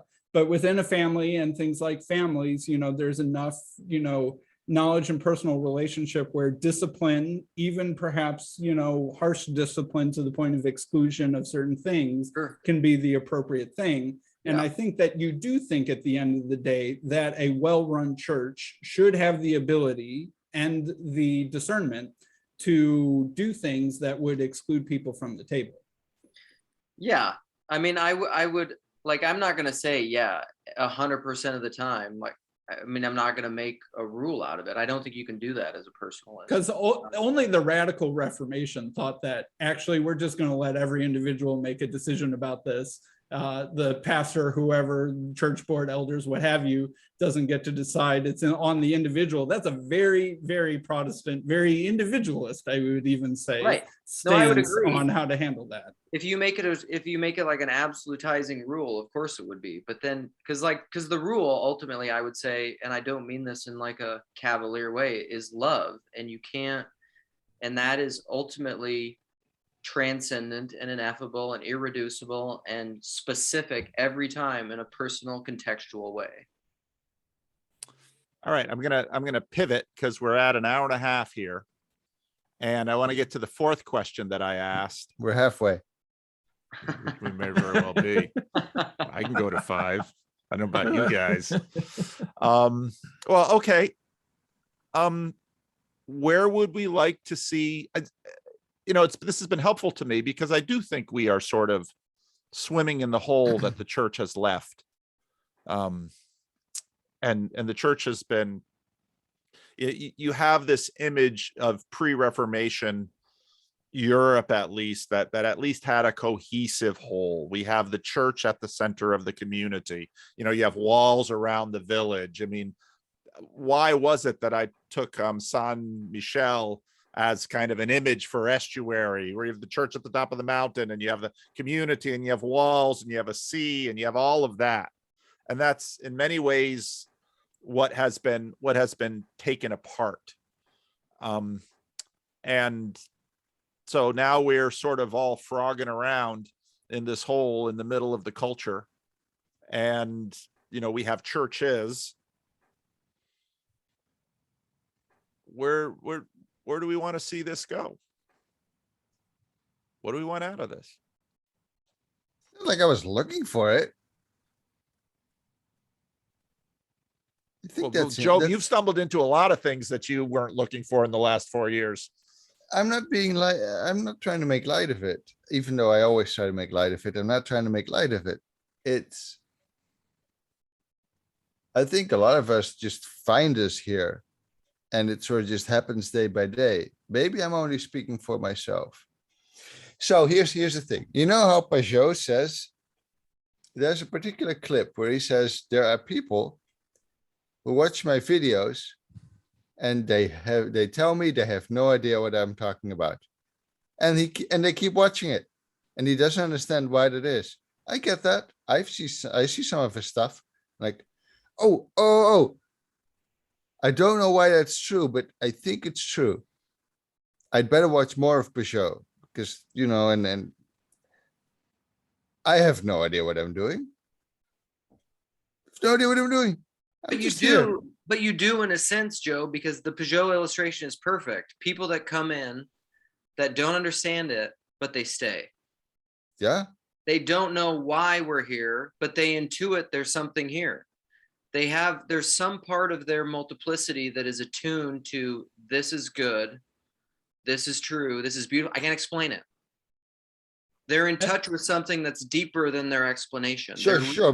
But it goes back to that same question Paul asks, like, why did you come here? Like, well, that's the same as the first question. It's like, how has this changed you? Like, it's not like I can oversee that. And I don't think a lot of people can oversee that. And you see that in the entire Jordan Peterson, Paul van der Klee movement, like again and again and again. And you could say this is a pattern in reality of massive transformation beyond your own ability to oversee it all. Like you can oversee bits and pieces of where you changed it, where certain ideas really modified your thinking, but to be able to oversee the entire way in which you effectively transformed and in which you start to inhabit a whole new pattern of existence. Yeah, good luck with that, bucko. It's not going to happen. There's too much of reality and too little of you, as Peterson would say.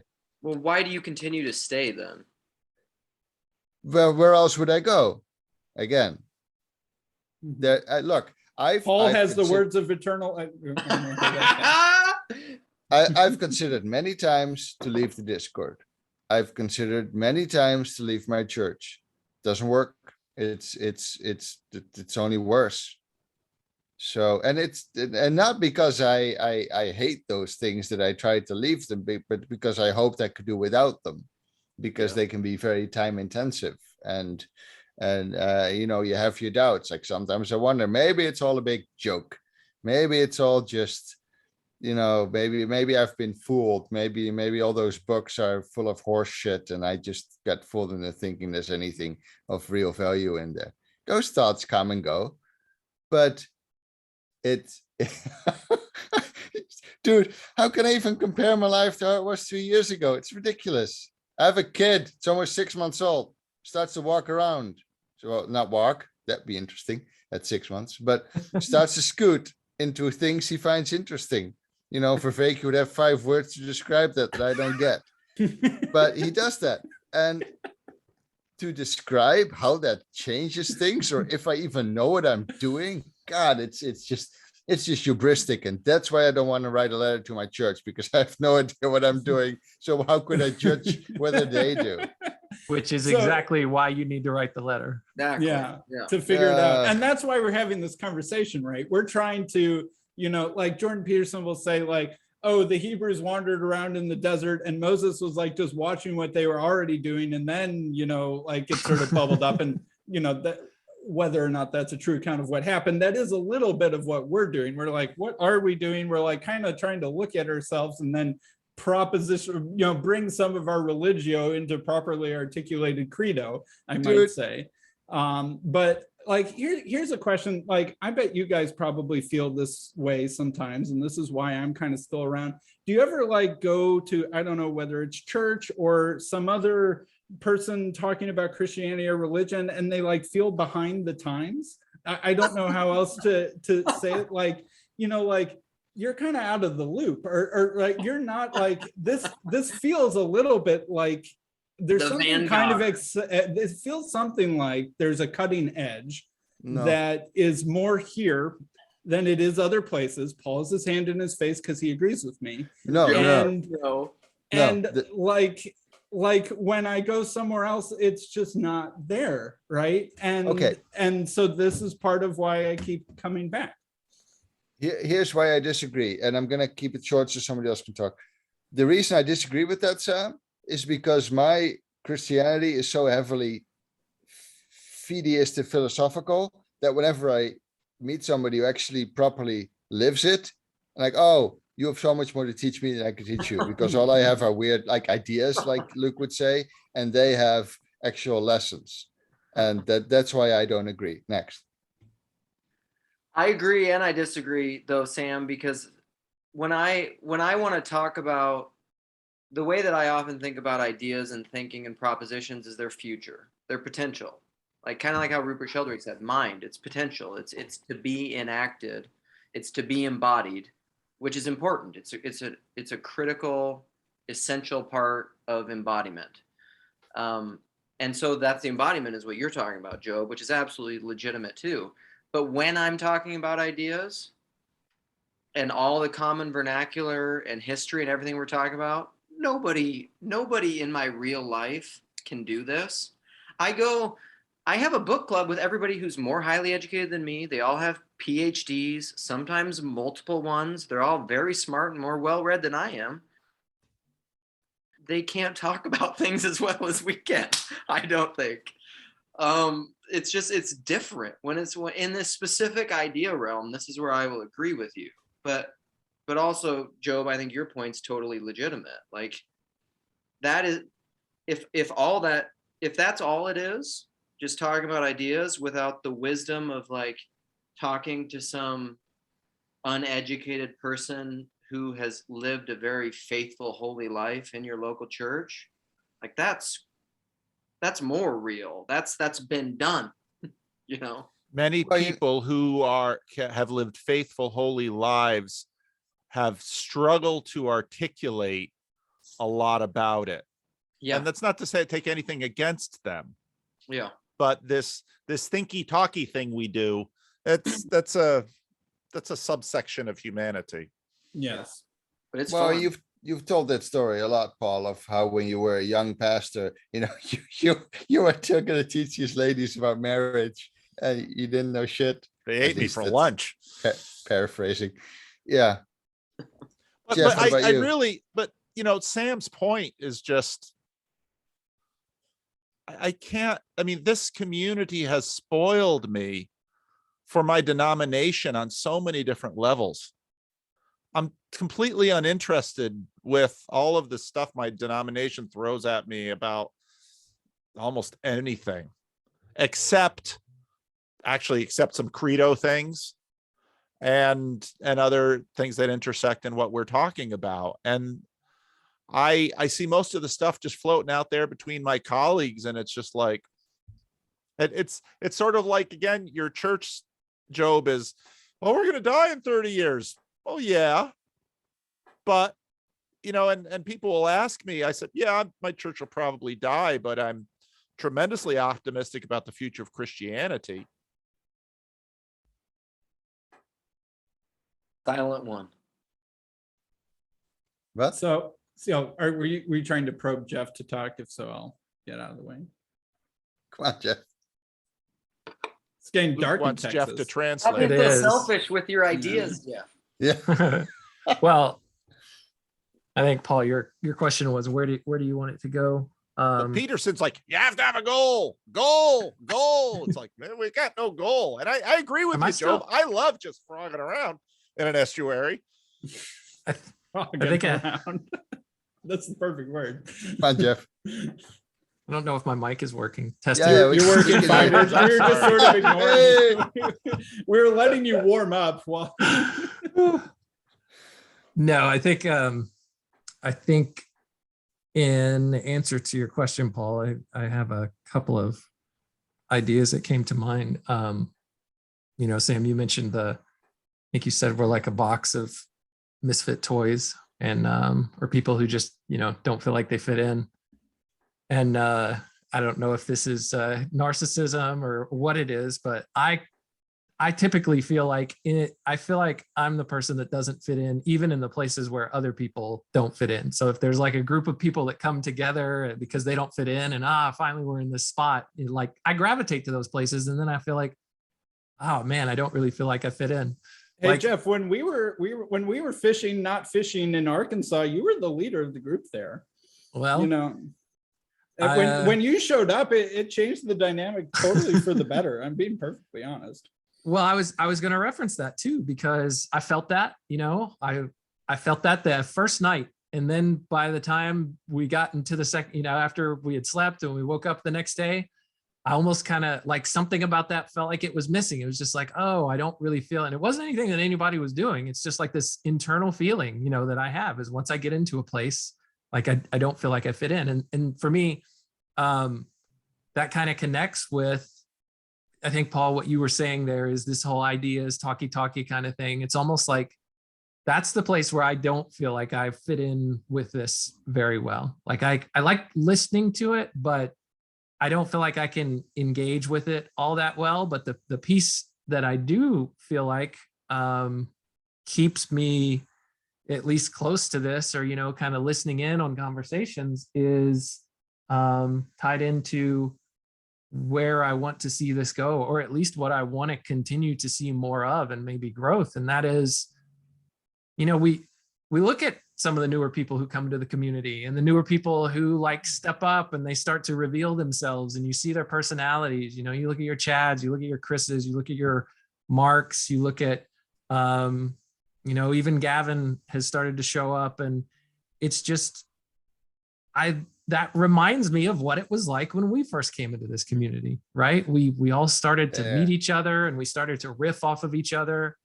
And There it is. Yeah. And, you know, I'm a older person in this community, probably in the older end. There are certainly some that are older than me. But you know, I think back to my 20s, there were those stupid shows on MTV, The Real World. And they would have, you know, there would be a season and you'd find all these people and you'd connect with them, or, you know, as an audience member, you'd see that, but you'd also see that they would like form these connections. And then when it first came out, you're just like, oh, okay, that's a season or whatever. But you start watching it for years and years and years. It's like it shifts, the focus shifts, and oh, here's this new cast of characters. And, you know, I guess Saturday Night Live kind of has done this over the years too, but it's just, it feels like, you know, I think of kind of us as, oh, we're one of the early seasons of The Real World. And now we've got these other seasons and these other casts that we can follow. And, oh, what do you think about them? And yeah. I love it. So here's the thing, Jeff. If you don't mind, I'd like to describe you to yourself. Sure. Here's a little story I have. Jeff and I met in, I believe it was in Texas, but it was like a 4-hour drive. It was probably still in Texas. I was at some university giving a talk about some obscure subject, and through Clay, I had met Jeff, and we had chatted, and Jeff was gonna take me out for barbecue. So he picks me up in a rented car. He's already honest, says, yeah, you know, I took a wrong turn or somewhere or something. And I get in the car, you know, Jeff could have been an ex-murderer, but, you know, I get in the car and we drive to some place, we chat, and we drive to some barbecue place. I think it was called the Salt Lick. Now, this is leading up to a point. We get in there, we get a seat, and I think, Jeff, you had to go to the toilet or something, and you put the car keys down on the table saying, just in case, so you don't think I would leave you here. Hadn't even entered my mind that somebody could do something like that. But what that to me showed is that you might feel out of place, or what you implicitly do is make sure the other person feels in place. And that's maybe why you feel out of place, because you're so busy trying to make other people feel like they're in place. And that works with what I hear Sam say, who says, oh, you kind of position yourself as a leader at the famous fishing trip that I'm so unhappy I couldn't be at. So I think that's something you might want to consider about yourself. No, I appreciate that. I completely forgotten about that story. I was like, what did I do with the car keys as you were telling that story? But yeah, I just thought about that moment. Man. Thank you. I thought about that moment now that you've called it back. I remember that now, because yeah, you said Jeff could have been an axe murderer. I just got in the car with him. You know, my wife's thinking the inverse. It's just like, so you're going to meet who? They're from another country? Do you know this how do you know this person again? And I'm just like, that's fine. It's fine. Look here, watch this 2-hour video, watch these 17 videos that he's done with this other guy that is a complete stranger on the, you'll feel better. You'll get it. You'll get it. It's just like, no, my wife is finally like, you know what? I trust you. I'm also going to be praying a lot. I'll take your word for it. But no, I get there and I'm just like, okay, Job's from a completely other country. He's in this giant state. He's getting into this car with this stranger. I'm now walking away and I am his ride, right? It's not like you couldn't find a ride or whatever, but I don't know. There's something in my mind that's just like, no, I need to make sure that, you know, any of the random thoughts that I might be having about, can I trust this guy? I need to make sure that I'm the only one that's having those thoughts and not him. There it is. That's it. All right, we need to do more in-person stuff. Like, we can whine about COVID, but we should also probably admit that COVID increases the demand for what we're offering, because it constricts a lot of non-online possibilities. But with maybe COVID ever ending sometime, maybe ever, and the unfortunate constraints that it's imposed that in some ways help us, in some ways hurt us, we do need to do some more stuff. Because I like the Chicago meetup group, I haven't mentioned it, I probably should have mentioned it before, is pretty great, right? Like, yeah, it's like a book club that's like Discord, right? And it's pretty nice. And I think the Sacramento one's like that too. But there are still, I don't know, maybe only a couple dozen people who get to be part of a Discord or a in-person meetup that is somehow connected to whatever in the world this thingy is. But whether it's conferences, meetups, or fishing trips, or what have you, we need to do more of that. And that will probably require a little bit of intentionality and discipline and work that so far hasn't befitted or that hasn't really happened in a community of a lot of kind of slacker oriented people. Yeah. Did I hear that there's going to be a men's retreat for us all to flock to at Living Stones? Well, What's going on, Paul? Well, that's what so I had the idea, and then Jared heard. So Jared's my son, who's of all my kids, he's the one who keeps, stays in this little community, listens to some of my videos, is on the Discord, comes to the meetup. So he's like, yeah, it's a great idea. And of course, immediately I started getting messages from people. Oh yeah, I want to come. It's a great idea. So immediately I started thinking about how could I pull this together. But then I've got to deal with, now with the real life community down here on the ground and getting these people here and costs. And I mean, that's part of the function of Meat Space, is that it gets complex pretty quickly. Oh yeah, we'd leave our towels everywhere, and then you'd have to go find those later. And yeah, no, that's obscure. Well, I just had all kinds of ideas about, okay, well, we can find volunteers from the church to put these people up, but then, I'd say,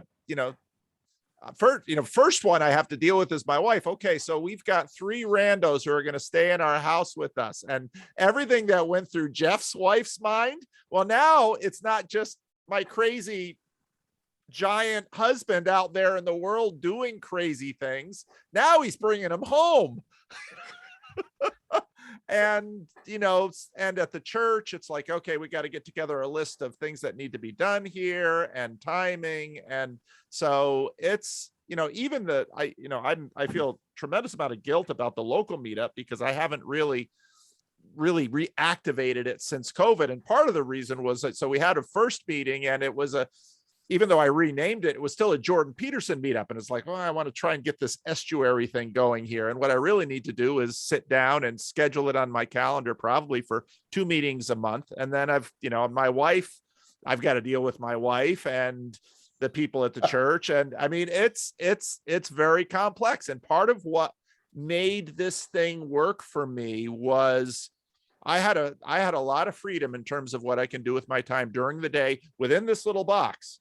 And so here I am in this little box, and I can make this stuff happen online. And I think there's a lot of that goes into the shape of this thing. But you're exactly right. It has to get into the real world.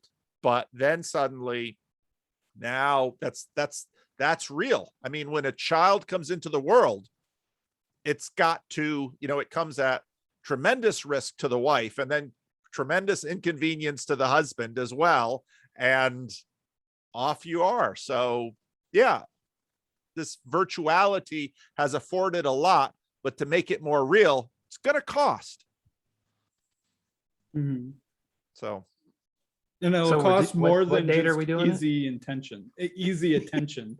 Exactly. I mean, attention is cheap in some ways.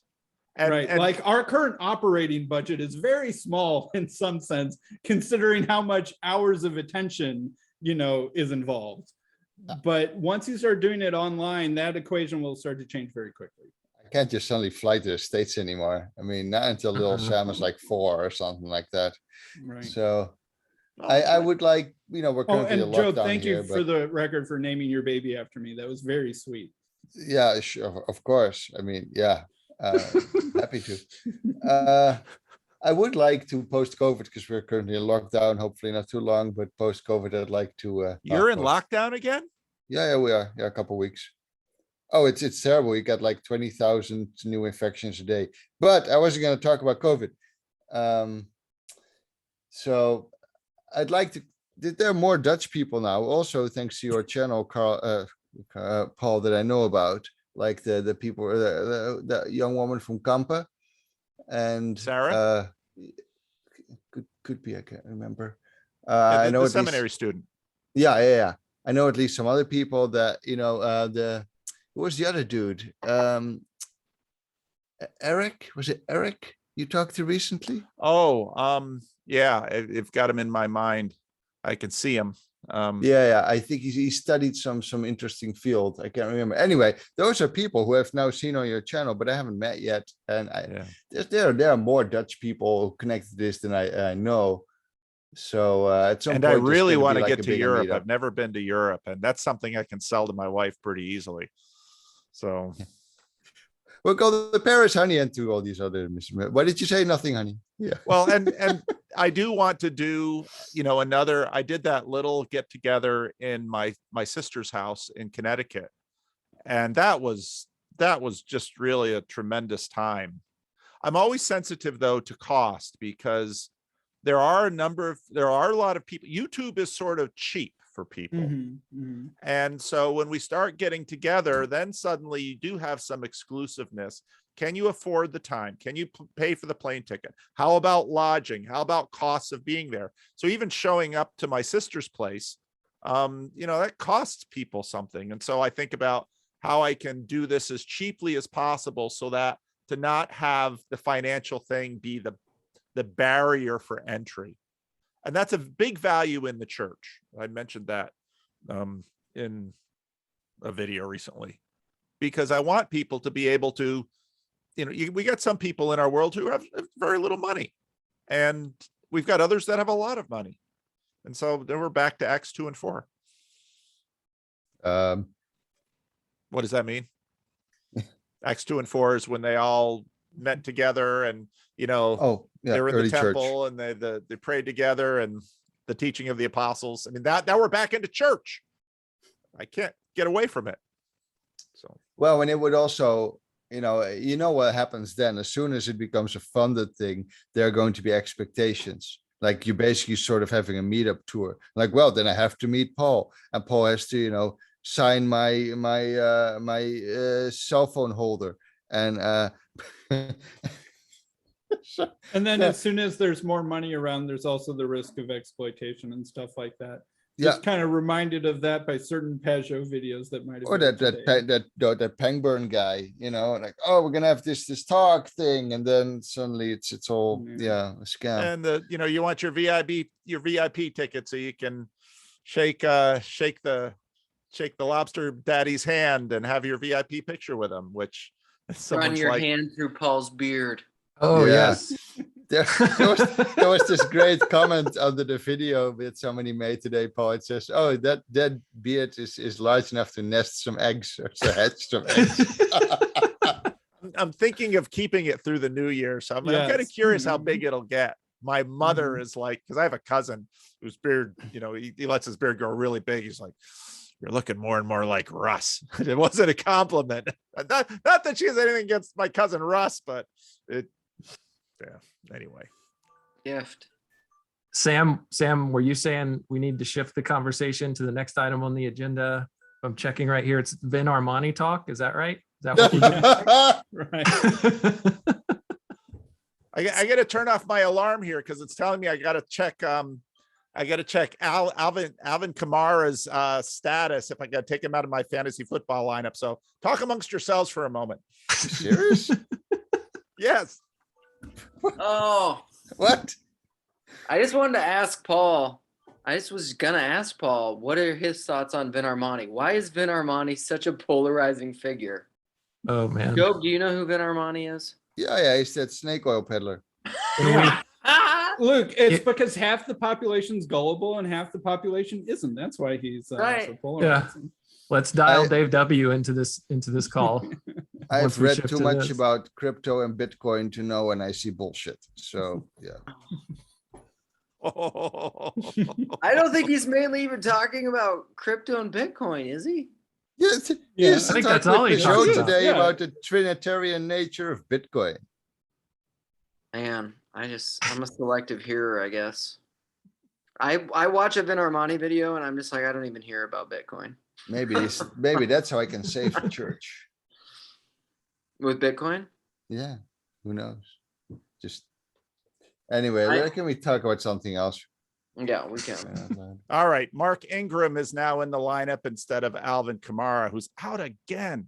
So Jeff, What are you that might drinking, be- Luke? You that keep might be chugging good on for these the cans. Cowboys. What's in it? This is apple pie shrub sour.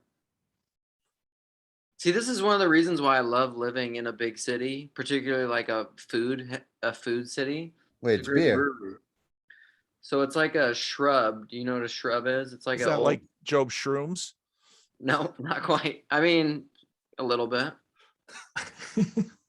So like it's apple cider from orchards blended with our mixed culture oak fermented Berliner base and a dash of apple cider vinegar Lovely. before conditioning on cinnamon and baking spices. It's delicious. Good choice. There you go. Could they be a sponsor for our podcast? Yeah, they could. All right. Have we? Oh, Whoop. Sam that had to was go, I it. guess. I Sam's guess like, I'm out. we finally kicked Sam out. He's finally had enough. Surprisingly, he's a Unitarian teetotaler. So I think the last question was where this stuff is going, and I think it's the hardest question because I don't think any of us knows. I mean, so if tomorrow it's not there, I would miss it, but I could still go on. So I think that's it. I mean, I'm talking about the Discord. I mean, What if So- Paul's channel went away? if Every Paul's now and chat- then I think, what am I doing? I got to stop this. And I'll make a comment and then I'll be like, no, you can't stop it. It's like, well, I think the real question is I can't stop it. I can't stop myself. And that bothers me even more. But don't you think Yeah. to some degree that's kind of that's one of the markers of a healthy community or a healthy, multiplicity that has some kind of unity, is that it's not contingent upon one thing, whether it's like a celebrity pastor or a monopoly or this or that. Because like if the Discord disappeared tomorrow and you stopped making videos, keep interacting with people, I'm sure, on a daily basis.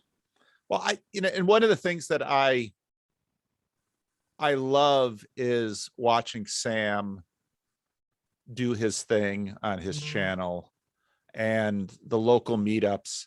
I've always, when I first said Estuary, it was an interesting ripple that went through everything. And, some people immediately were thinking Estuary Inc. or Paul or PVK Inc. And I very much did not want that. I want a distributed, it's Bitcoin.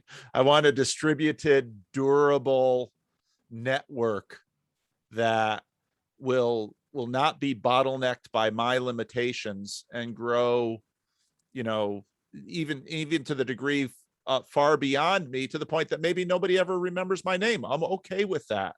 And so that gets into the essence question again, where we started, of what exactly are we doing? And part of what I pulled out of this was, and Joey said this very early on in our local meetup too, it's a certain style of conversation which is more open than, let's say, a credo limited church. And again, I've got no problem with a credo limited church, but that is more open, more exploratory.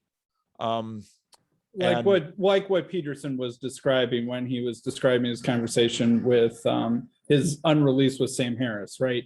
Like at Cambridge, right? He was articulating the thing that kind of he's been, demonstrating and pushing out there better than anyone else who'd been able to articulate it so far. Yeah. And when I watched your conversation, a couple of you with with the conversations about Rise and Fall of Mars Hill with Tripp and Sarah. I loved that conversation. And in many ways, I feel like a proud father that these are the elders of the community, and all of you four are the elders of this community, and there are many more. And that if something happens to me, or I have to stop, or my father and my sister dropped dead of a heart attack with absolutely no, problems of difficulty. And so I'm well aware that could happen to me. And so, sure, I mean, YouTube would keep, there'd be plenty of reruns, but I look at this and I see the growth. And now all of you were competent, well-educated, wonderful people before I ever knew you, of course. But what I have seen happen in me over the last 4 years, I mean, all the times that I've done only 2 of the 3 times I've gotten to shake Jordan Peterson's hand, the same thought came to me. Okay, I've got 10 seconds to tell him what exactly I want to say. And the one thing out of my mouth is thank you. Because I started making videos about you, I've had some of the most productive learning, some of the most enjoyable learning I've ever done in my life via, and in some ways, yeah, I've learned a lot from him, but it's not about him. It's much more about all of you and many more beyond you, 2 or 3 or 4,000 more. I don't know how many, who write a comment and, go to a Discord and make a video. And I don't have enough time to read all the comments or too much hanging out in the Discord, or I don't have enough to actually reap, use the Grim Reapers metaphor. I don't have enough time to reap and harvest everything that I've sown, but I have a sense that there's been a ton of sowing, and the sowing is continuing, and it is yielding a harvest of even some things that I can't fully appreciate or articulate. I'd like to add a bit to that. There's a particular part about Discord that always struck me as interesting, and it hasn't been a one-off, it kept going, is that there are a fair amount of members who've posted pictures of their babies being born, like, or even like, hey, we found out, like, forgive me for not getting a name right, you're either Mark or Zach or something like it, but they found out they're having triplets, and they tell us, they tell this community. And I mean, there's also an underlying, maybe it's not articulated, but there's an underlying, someday our kids will play together. That's in there. I mean, I remember somebody made a joke where their daughter was born pretty close to my son. They're like, oh, let's get the marriage things in order for later. and it's a joke, but it's also, you don't get that thought out of nowhere. That's also, these people are connected remotely, but also not really, because they come out of these ideas about what the good life is and how we want our children to grow up. It's absolutely beautiful. And then, once in a while I check in with all the parents, like, hey, how are we all doing? And how are the kids? And, Eric Hamilton becoming a dad, and him share. I mean, haven't seen Eric a lot, and I understand why, but he shared about becoming a dad. And that I don't know where I'm going with this. It was about something you said, Paul, but yeah. It shows how real the community feels to people when it's the sort of thing that you want to share good news with. Yeah, exactly. It's yes, yeah. And that's not just it goes to what Luke was saying too. It's just not thinky talky ideas. It's and Vendonk put that into the structure of his Estuary protocol. What has happened in your life, and any community that doesn't have all these layers is, and I think again, this is what do we want as human beings? We want it all. We want consummation. We want realization. And this is why we long to be not just virtually not alone, but physically not alone.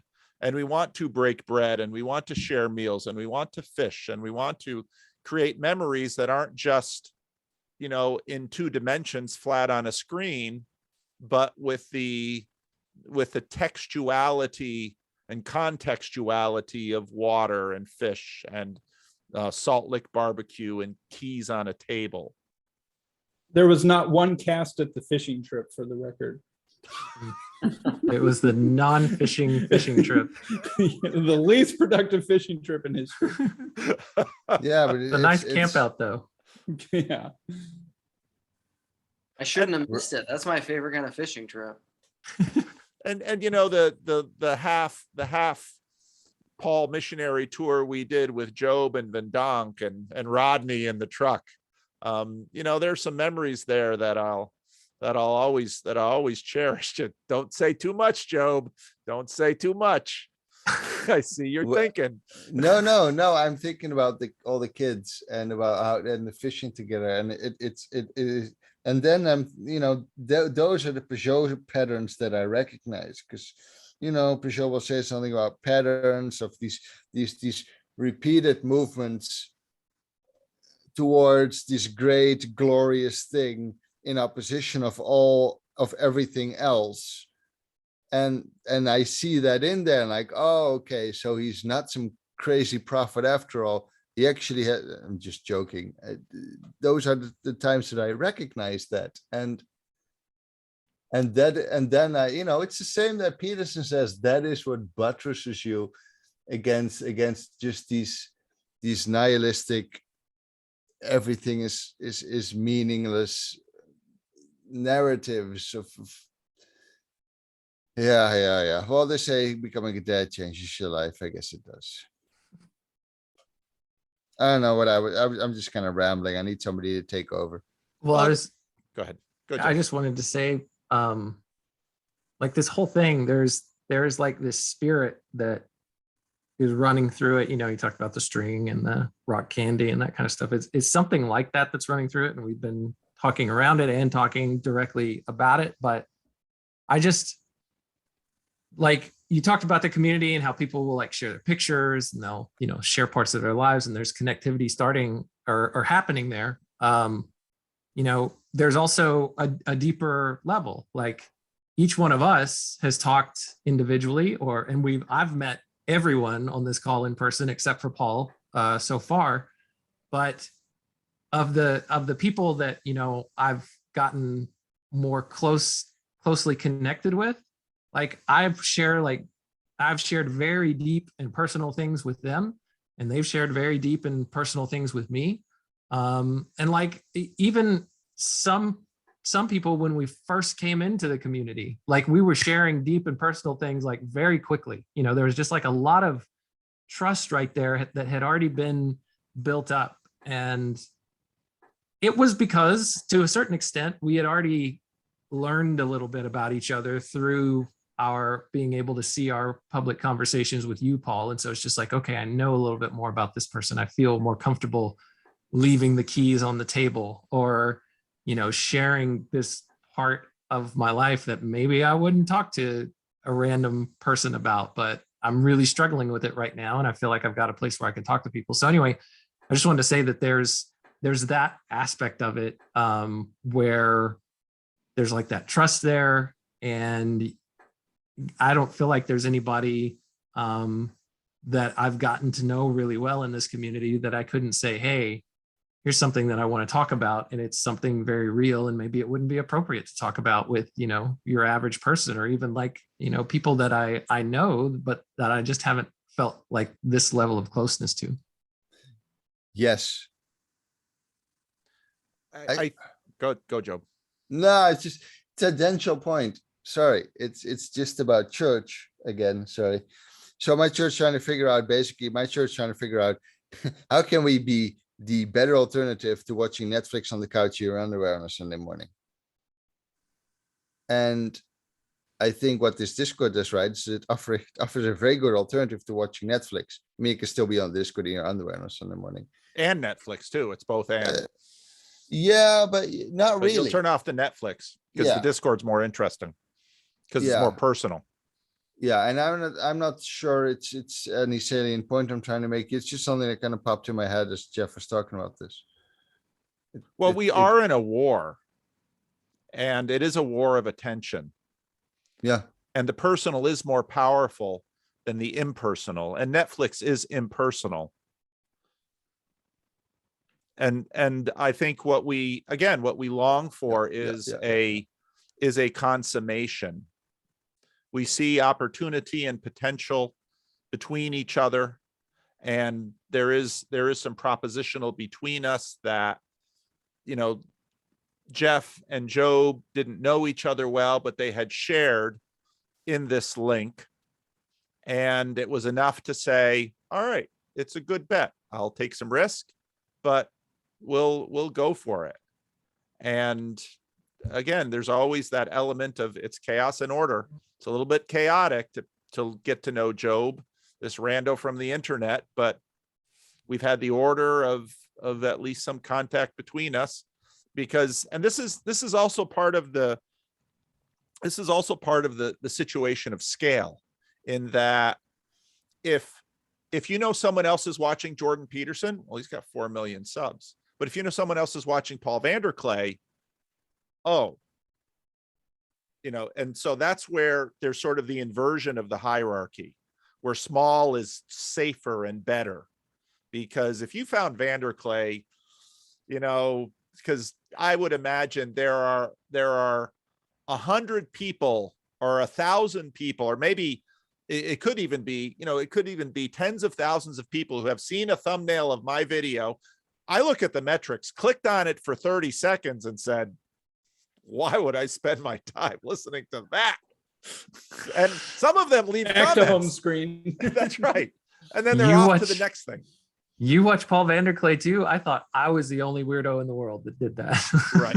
So in other words, those things, and they're propositional too. Those things create this fabric that we have, in a sense, been weaving over the last 4 years. And we'll see. We'll see what God does with it, because he's already been doing things with it. And part of the reason why this community works is that in order, we have a high degree of trust, like Jeff was saying, why do we feel the need to share baby pictures? Why do we go on camping trips and share some of the deepest, most intimate parts of our lives and stories around a campfire with, why is it that the fishing trip started because Jacob and Charlie, the two people who are probably about the most combative on the Discord, were like, oh yeah, let's go fishing in Arkansas, right? And they were the catalyst, right?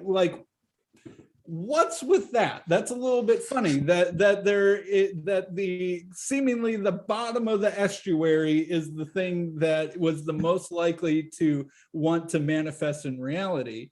But I think part of the reason why our community works is that the reason why we don't have people that are able to exploit the trust network or something like that, the way that you get on the inside is that you need to have dedicated a lot of hours to watching a whole bunch of stuff, and we can tell if you didn't, right? You can't fake it. We can tell, right? And if you've dedicated that many hours, this probably isn't your easiest con, right? So we've filtered out all the people who are trying to con us because there are way cheaper, easier targets than us. But there's the formula in case you want to.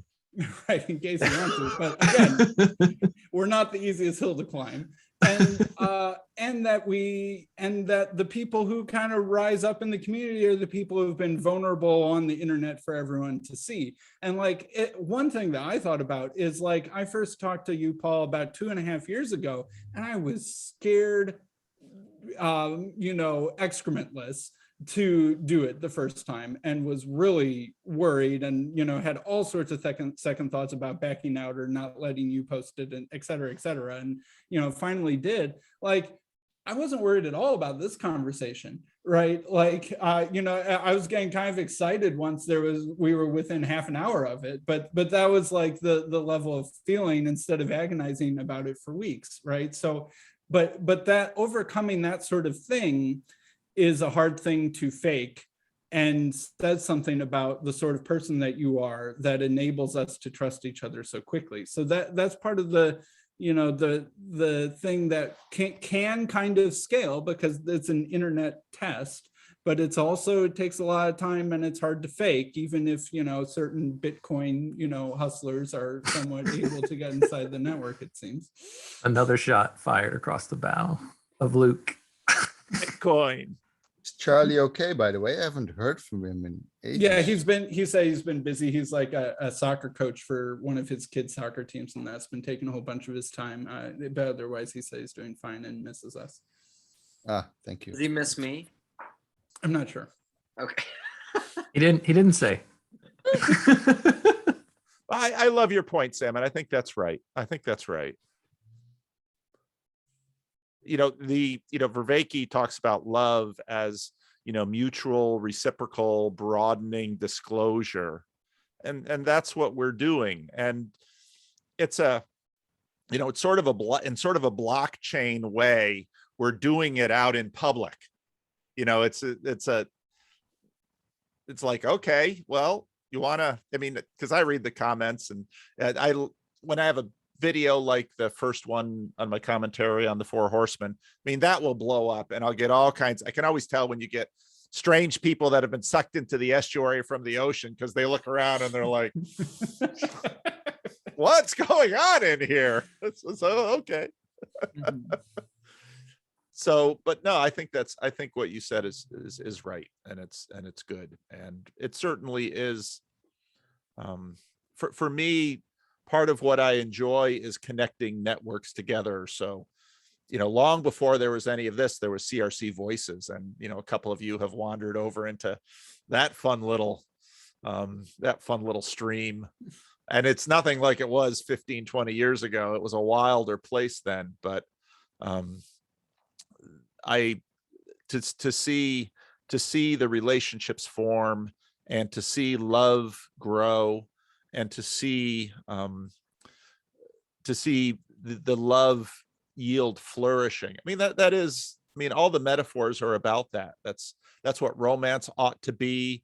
That's what church ought to be. It's the facilitation of growth and flourishing from love. And so if, it's not dunking on each other like there's so much of on the internet, but we'll have a battle of ideas as long as it's fun, and as long as it's loving. And the minute it stops being fun and loving for all concerned, we'll take a step back and say, no, love is first. And if at the end of this, even if you win or lose the argument, if you don't feel loved, then the argument was a failure. And that's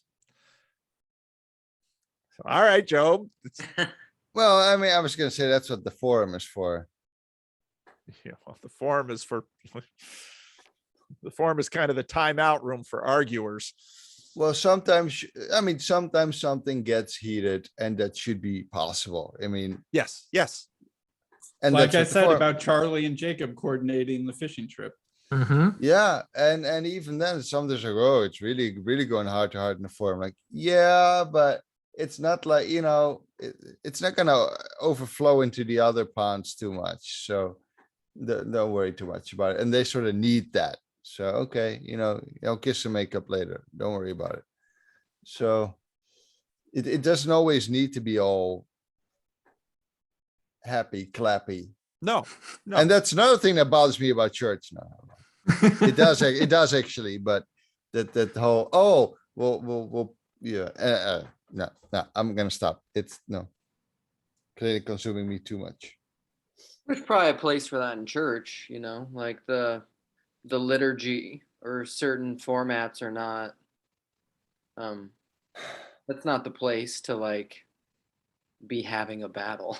No, but it's also not the place to always be told that everything's fine and dandy and Right. nothing is Sure. expected of you. Right. Yeah, sure. No, Like, it has to be real. yeah, everything's valid and Yeah. just no, screw that. That's no. Funerals at church kind of help with that. Well, and it was in the Yeah. Audrey Assad comment. That was fascinating when she's like, well, there are churches like that, like the Unitarians, the Episcopalians. I thought, ooh, poor Episcopalians, they just got lumped in with the unit. Sorry, not your kind of Hashtag Unitarian. not all Sam. Unitarians. Hashtag. But no, it's and that's part of it. There have to be boundaries. Even estuaries have boundaries. If there's no boundary, then it's not an estuary. It needs to be a structure to facilitate both the conflict and the nurture. So You need some boundary, man. Otherwise it's all chaos, and that's not good. You don't want that. So And like I Not said, good. I think our hierarchy sorting algorithm is sort of one of the things that serves as our boundary that keeps us from devolving into tapioca poured across the table, is willing to, like fraternities, right? Like, why in the world, to get into a fraternity, did they make you basically humiliate yourself in front of the older people in the fraternity, right? Like, that's kind of gross and weird and dark, but part of it is like it demonstrates that you're willing to pay a cost for admission, right? Right. That as even though I think there are way better forms of accomplishing that task in terms of forming communities than like fraternity stuff. But it is sort of like we do that when we come on Paul's channel and have a conversation. We are showing that we're willing to risk vulnerability, and that's what kind of is something a little bit like our boundary, or at least our filtering algorithm. Yeah.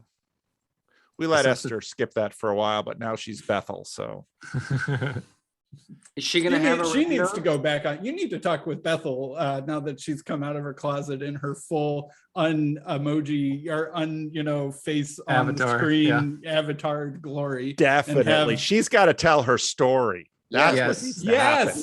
No ideas, no colonizing, no promoting. Just the story, Esther. I'm sorry, Bethel. And if she has a Patreon, she could mention that on the She can mention her Patreon if she needs to. That's no problem. All right. Are we ready to land the plane here? Well, Paul, if I were to meet you in person, the first thing that I would say is thank you. So, and hopefully one day I'll get that chance. So thank you, Paul. Thank you. No, it gets sloppy quick, but it's bizarre, the way I feel about you guys, even you, Luke, even you. Tell us, Paul. Well, and it was funny when John Vervaeke said, in one of the, fairly early on, he said, I feel a lot of affection for Paul. And I thought, I feel the same way. This is rather strange. And it is this, it's a reciprocal, disclosure that continues on. Those fancy Vervaeke words. Some of them are really good words, though. I mean, you got it. And I know when I first, and it's like, I remember when I first started, and with Strawn, who, I was having conversations with him, and we haven't seen, he hasn't been on the channel. A lot of people would kill for the kind of opportunities I've offered to Strawn, and he just, come on. And y'all know him a little bit, but when I first started talking to Vervaeke, I got a lot of, worse than you, Sam. When I first started talking to you, I got a lot of Buddhism and don't talk to him and and it's like, no, he was clearly speaking in good faith. I know Mark sometimes goes off on that a little bit, but he's clearly speaking in good faith. And now suddenly all kinds of Christians like John Vervaeke, and he's seems to like the Christians too. And I that's when I see that stuff happening, when you see again, it sounds so, when you see love grow in a productive, ordered way, it's just what you live for. So how were you saying you felt about us, Paul? I care about all of you. Just our love language is words of affirmation. That's just all. Well, that's all we got on YouTube. I can't hug you. And this is quality time. Quality time is one of the love languages, and we've had plenty of that. Yeah. One last serious thing about boundaries, though. You opening up the boundaries, not listening to people who wanted to harper in on the boundaries, and talking to John Vervaeke and Sam and things, was the thing that allowed love to grow. Yeah. And boundaries, but boundaries have to be flexible, but they have to be semi-permeable. They have to be flexible. They have to otherwise, if they're gone, again, you don't have an estuary. It's Your tapioca on the table. and there are, I mean, Job has banned people from the Discord. I mean, Happened yesterday. I tried to talk him out. No. I kicked them. Someone No, else but banned them. Yes, I actually I I mean, feel to have really, Joey ban someone, that's Look, one thing. I know Joey. Joey's I like, read- you're doing that, you're out of here. yeah. But Job is, you know, I argued their case, let it be said. Anyway, I feel really bad about banning because I don't know. It's like, no, they can be redeemed. I mean, There was Yeah, that's why Estuary isn't just Discord. So, you know, I've continued to have, and I think an increasingly, I don't think he would mind me saying this, an increasingly productive conversation and relationship with Nathan, who was, you know, who's still banned, and I love rightfully so. Nathan. He was just, we're gonna let you make a little bit of mess in the Discord, but we're not gonna let you destroy it. No, and I'm sure Nathan will be back, or at least, I mean, it's my hope that he will be. I mean, the guy's a machine. He reads books like this. It's I can't believe how many books he reads, but the way that he writes on his blog, his honest struggling with his ideas, and he refuses to, I don't even know how to phrase this. The guy's just genuine. Yeah. And I think we've just seen him in times where he struggled, and I don't know. I just yeah. I mean, that's But- someone I'd like to meet someday. For the record, Nathan Ormond. Yeah, Oh, I thought we yeah, were not, talking about Nathan yeah, Wood. not that asshole Nathan. No, Nathan Orman. No, I'm joking. No, I love it how the Dutchman feels most comfortable to swear in English than any of the rest of us. you know, I'm actually trying to. It doesn't always trigger the same brain circuit when you swear. in No, a no, foreign language, it right? doesn't. It's yeah. No, I'm actually trying to unlearn the swearing because I'm a dad now. Funny story. I was in where was I? I was in California near Disneyland. Mannheim? No, where? That's Anaheim. Germany. Anaheim. Anaheim. I was there for a conference. So this hotel, and I'm sitting with a coworker, and I'm asking, and this was around spring break, so it was all these kids going to Disneyland, and I was sitting there talking to a client, a coworker, like, hey, did we get client X and Y? And he's like, no, we didn't. And I wasn't thinking. I go, mother. Anyway, I said that word, and this adult with a small child just gives me the dirtiest glare, and I'm looking at it like, why does the guy give me the hairy eyebrow? Oh wait, I said a bad word. It doesn't really register that way because it's sort of culture. Yeah, it's popular culture, TV, internet. Yeah. Not that I'm not a sinner. Don't live your R-rated life here in America, Job. No, but You honestly, Dutchmen and your loose morals. Yeah. terrible morals. We should all drown in the sea, as is our destiny. But it's I should. Oh no, these terrible swear words. It's bad. Yeah. And Sam is such a happy little boy. I can't believe us two misanthropes have produced such a bundle of joy. It's unbelievable. But Wonderful. it happened. It's wonderful. Yeah. So if we all kind of knew what was going to happen, we would try to make way different choices than we actually. Yeah. So that's what makes questions like, oh, where would you like this to go, so hard to answer, because we have no idea. We just kind of do stuff like, look, I'm religious and I'm a dad, but what the hell is going on here? It's just, yeah. Maybe that's a good way to end it. Job's religious and a dad. Yeah. Job, What's going on here? You've kind of been a poster child, you know, the poster for this thing all the way through. I've told this before. I've done the Peterson self-authoring program twice, and my heaven is basically a list of little check marks that suddenly I came to the realization a couple months ago, like, wait a second, they're all here. I'm in my heaven. All I need to do is make sure I stay there. Yeah. And help others get to their own. And it's a real humbling, strange realization, and it's wonderful. And yeah, I can only be grateful. Don't leave us, Bodhisattva. Yeah, you could stay samsara. Okay, that's just obscure Buddhist references. All right, Yeah, gentlemen. we're landing the plane, Paul. We're landing the plane. So Anyone else? Closing one words? love. Yeah, closing words. Closing words. Thank you, Paul. Thank you, Luke. Thank you, Sam. Thank you, Joe. Oh yeah, yeah. Paul will. Freddie will love this. He won't watch it. He won't get this far in. 50% of people who click on my videos are gone within 30 seconds, sometimes 60 or Wow. 70%. I don't know if that's the average, but I look at that, it's like, wow. Those motherfuckers. Yeah.